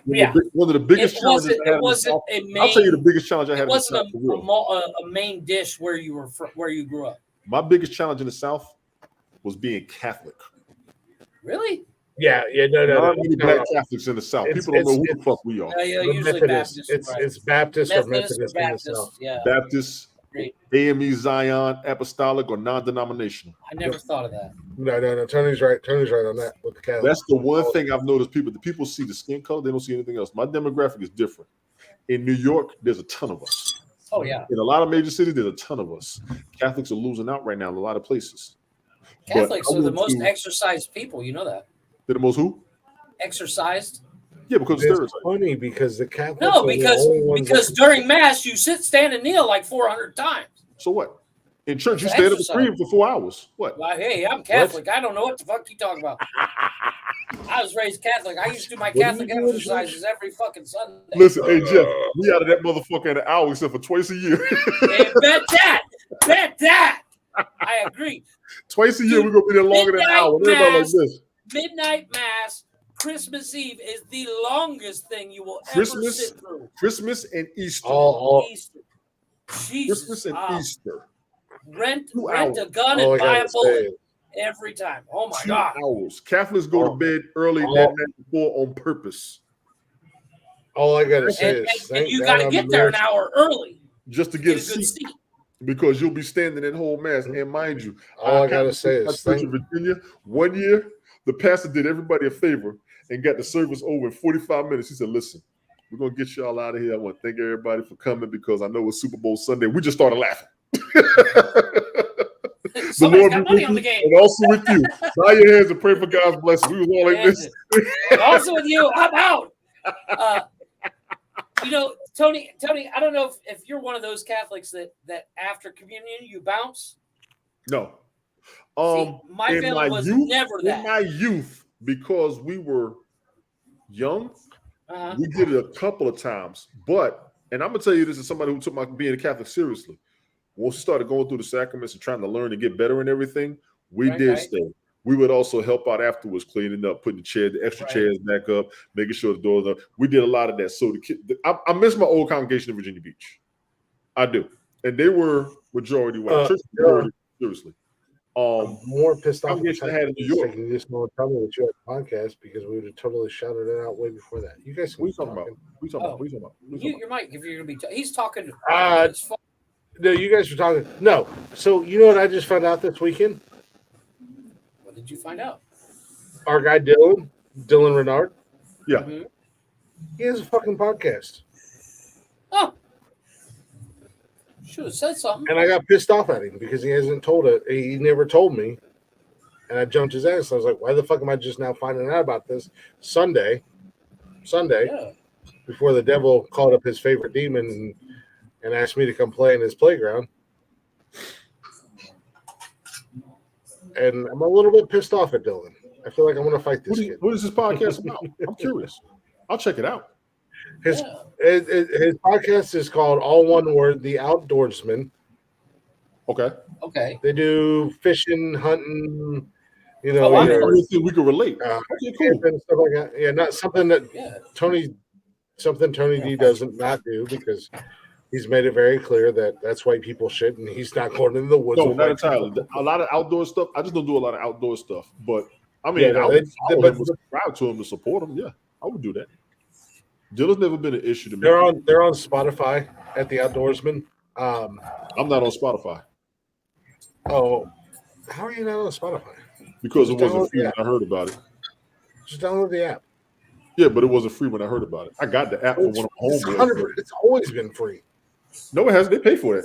People pay for Spotify. No, yeah, if you want the premium subscription, I pay for my Spotify.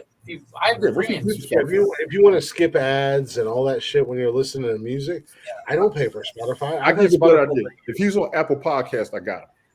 Yeah, I've had Spotify for years. You used to have to pay for it. The only thing you I have to do pay for is no I commercial pay for the premium breaks package. and unlimited skips, and that only applies to music. If you're listening to the podcast, which is the only reason I have Spotify, is to listen to podcasts, you don't have to pay for it. Spotify is free. But you know what's 100% crazy, free. Click? I got Apple Podcasts. I got everybody subscribed. But I watch us on YouTube more than anything. Really? I do, yeah. I listen to us on the podcast on Spotify. And You if can you got listen an to us Apple on Apple device, Podcasts. We're on Apple if you got an Podcasts. Apple device, they used to have an app called Mixerbox. All your podcasts go there too. If you never heard of it. What's it called?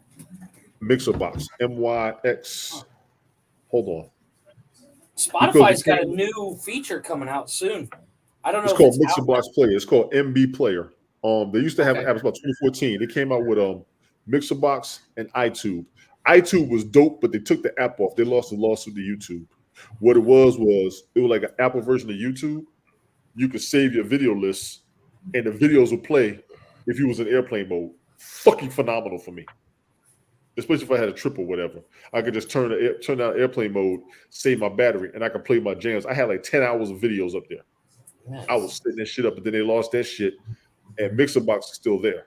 A bunch of my playlists are still over there. When I would do my music broadcasting, that's one of the playlists I had. But Mixerbox is another app. If you don't know about that, anybody with an Apple device, y'all check it out. It's nothing but an Apple version of YouTube. And when I lost my old YouTube account, those songs are still over there. So it actually saves me. I wish I'd have saved a bunch of the fucking videos. Well, apparently YouTube is actually, or not YouTube, Spotify's actually got a new thing you can add to your Spotify for your music. It's an AI DJ where it basically creates your own radio station and plays songs that you might like. Apple does that too. You got Apple? No. No, Yeah, Apple does that. Apple I don't Music, even eat apples. based on the songs that I've got saved, I've got my own station over there. No, but it literally has voices and says that was, kind of like what Chris does. That was Blacktop Mojo in your ear holes. It's supposed to be really cool. I have to figure out how to actually install it, but I want to get it because I think it looks cool. But it'll do like 2 years ago you were listening to this, and it'll start playing, whatever you were listening to. Oh yeah, they play. Yeah, Apple has that. They save all your favorite songs that you've had, the songs you listen to the most, all that shit. Yeah, they got all that. Apple Music is. I like it. I haven't gotten Amazon Music. I haven't needed it unless they got a song that I don't have anywhere. But I've got most of the songs I've ever been looking for. Not necessarily just from Apple, but even on my CDs. Right. And as you all can see, I got a ton of fucking music. I've actually broken my rule over the past few years. I've broken my rule because there's songs I played over and over. But I want to get back to my original. But I can't even do it like I used to do it before. So I got to come up with a new way of doing shit. I am getting a fan base with my music broadcast on Twitch because I actually gained a couple of folks. And even on the other app I was on, I gained them because when I would do my broadcast, like the one I did last night, I had Facebook, Mixcloud, Twitter, and Twitch going. On one device, I had PokerChart going, and on the other device, I had TikTok going. I was going 6 broadcasts, 6 platforms at once. It's fucking going nuts. I had them jamming everywhere. I had them on TikTok jamming. People want to do a music battle with me tomorrow night. They actually wanted to do it last night. I said I'll do it tomorrow night. I have a question for you, gentlemen. Yes. And this kind of little pull e-break here, but not to change the subject. But have you seen the Walking Dead series? I have not. Chris, I know you've seen a couple pieces of it, right? He's cussing people out. Apparently. I broke down to peer pressure, so to speak, and watched The Last of Us. It's on HBO. And it's not terrible. It's actually pretty cute. It's pretty good. However, I prefer The Walking Dead. Fucking amazing story. And my wife said Over something what? the other day. Walking Dead versus The Last of Us. Well, The Last of Us was a video game that it's a guy and a young girl. I turned you on to Last of Us. No, my wife's been bitching at me to watch it ever since it came out, and I only just watched it this weekend. The video game. I turned you on to the video game. Oh no, I bought the video game. The Last of Us came with my PlayStation when I bought my PlayStation. Stop it. Gentlemen, we're at 3 hours. But we're at 3 hours. I gotta go. My head is killing me. But the show it's cute, it's good, but it's not the zombies are not scary at all. They're a little bit quicker. No, they have a purpose. On Last of Us. Well, yeah, I wouldn't technically call them zombies, but they are. They're dead, but they're whatever. They're not dead. It's not. They It's don't not scare whatever. me. They're not dead. They're not zombies. Well, they're not alive. Play the song. Lord have mercy. I think it's time for Wicked Woman. We need a guitar solo to end this broadcast properly. Lord have mercy. Lord have mercy. Go ahead and play the game again, Joker. I've only played the game once, and I really didn't like it. Well, the game was awesome. No, Tony's right. We're at our 3-hour mark. We appreciate y'all listening. We appreciate y'all hanging out. Monster huge episode. Shout out. Monster episode. Yeah, huge. Landmark for Huge Glenn thank you. Yes. Huge thank you to Matt James, lead singer of Blacktop Mojo, Big ups to Matt James. coming Blacktop. on here, hanging out with us, putting up with our bullshit. Hopefully, we can get him back again, maybe. But no, you know, as Tony said, this was huge for me. Tonight was Bucket list for the what I've broadcast. wanted. Check it off. Is what I've wanted since the beginning. One of my favorite bands, one of the coolest cats you'll ever meet, ever come across, ever conversate with. We had Matt James on here. So shout out to him. Check out Blacktop Mojo on all social media, everywhere you listen to music at, all at Blacktop Mojo. Check out their tour dates. I promise you, whatever you pay to get in and see them, wherever you see them at, it'll be fucking worth it. If you're not already, go and check us out on all social media, Facebook, Instagram, Twitter, and TikTok. You can join us live on YouTube and Twitch every Monday, Wednesday, and Saturday night at 6 p.m. And if you can't join us live, go ahead and check out all the episodes on Spotify and everywhere you listen to podcasts. That includes Apple Podcasts, Google Podcasts, and so many other platforms that I'm still learning every day. Go give us a follow, give us a like. If you'd be so kind, give us a share. If you'd like to see us interview somebody, let us know. Maybe we can pull them. I'm really enjoying the interview aspect. I'm having fun with the interviews. I like the impromptu starting fives. Always ready for that. Always ready for that. Nobody really has a chance to prepare or anything like that. But with that being said, I do ladies like and that gentlemen, aspect of it. enjoy a little, as we said earlier in the show, beginning of the show, one of our staples to this show. Not only is Blacktop Mojo a staple to the show, but one of their songs that is a giant factor of our song. Enjoy a little Wicked Woman and get ready for our favorite part. Tony D, I'm going to need you to be on point. You have no fucking idea.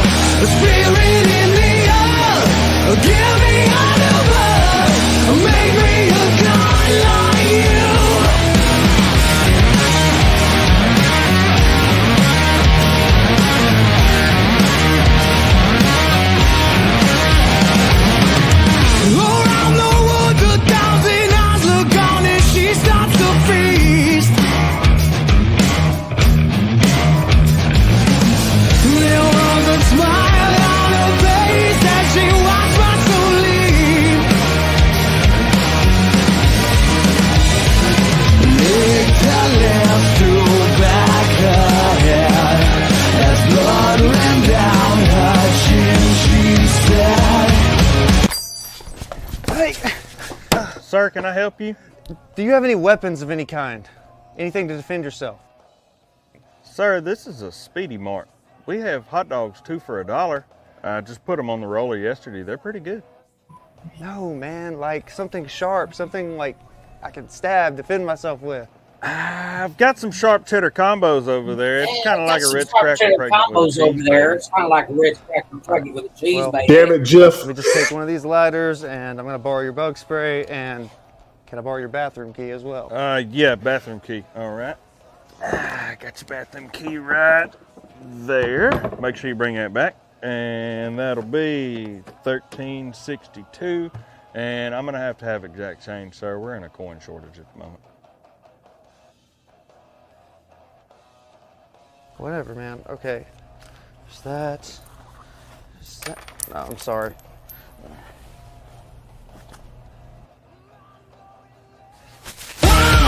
A mother in the sky, take this sacrifice.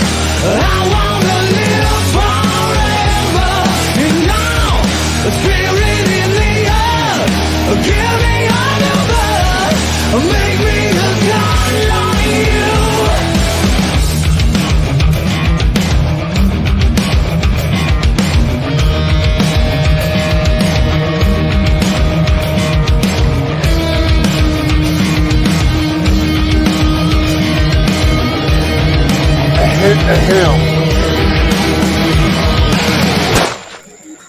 Oh shit, Chuck.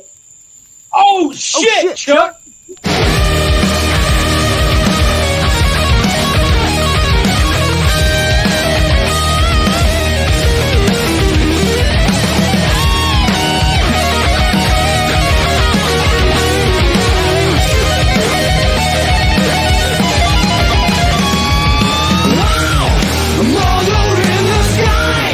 Take this sacrifice. I wanna live forever. And now, the spirit in the earth, give me another, make me a god like you. Make me a god like you.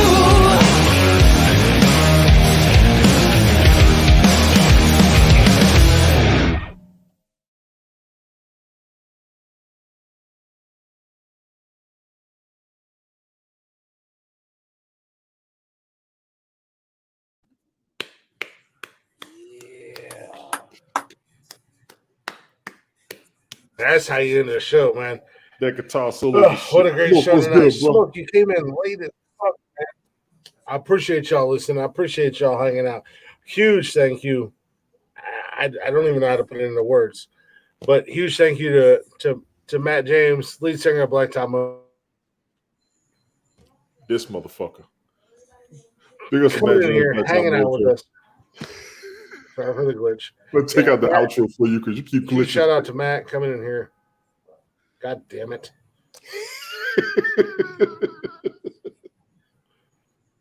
I know I'm glitching like crazy. Yeah, no, huge thank you. Greatly appreciated. It was awesome having Matt in here tonight. Hopefully we'll get him back. Maybe we'll get the whole band back sometime. I don't know. Maybe he's like, fuck these guys. And I'm gonna get a message from him like, don't ever play our fucking music again. Right. We changed our mind. We don't know you. We don't associate with him. But no, it was a good show. Hopefully you guys enjoyed it. Make sure you follow us on all the social medias and everywhere you listen to the podcast at. All at Nonsensical Nonsense. We'll see you Saturday night with a brand new episode. Same Nonsensical channel, same Nonsensical time. I feel like Saturday night's going to get a little weird. But it is what it is. Jeffrey. Deuces. Jeffrey. Yeah. Tony D. Let these motherfuckers know one time. Congratulations, Glick, on getting what you wanted for this show more than anything. I'm dead ass serious. You wanted this like a motherfucker. You finally got it. I'm happy for you. With all the shit that you take for this show, Thank you. when you can actually make your accomplishments and get where you want to be and get what you want to get done, that is reinforcement. So congratulations. Everybody following, everybody supporting, everybody sharing, everybody liking, everybody subscribing, everybody joining. Appreciate it for real. people who are supporting me and want me here, don't mind me here, enjoy me being here. Thank you all, myself as well. To a lot of the others, I'm not going to see everybody. A lot of the others, mother had you, mother made you, motherfuck your ass.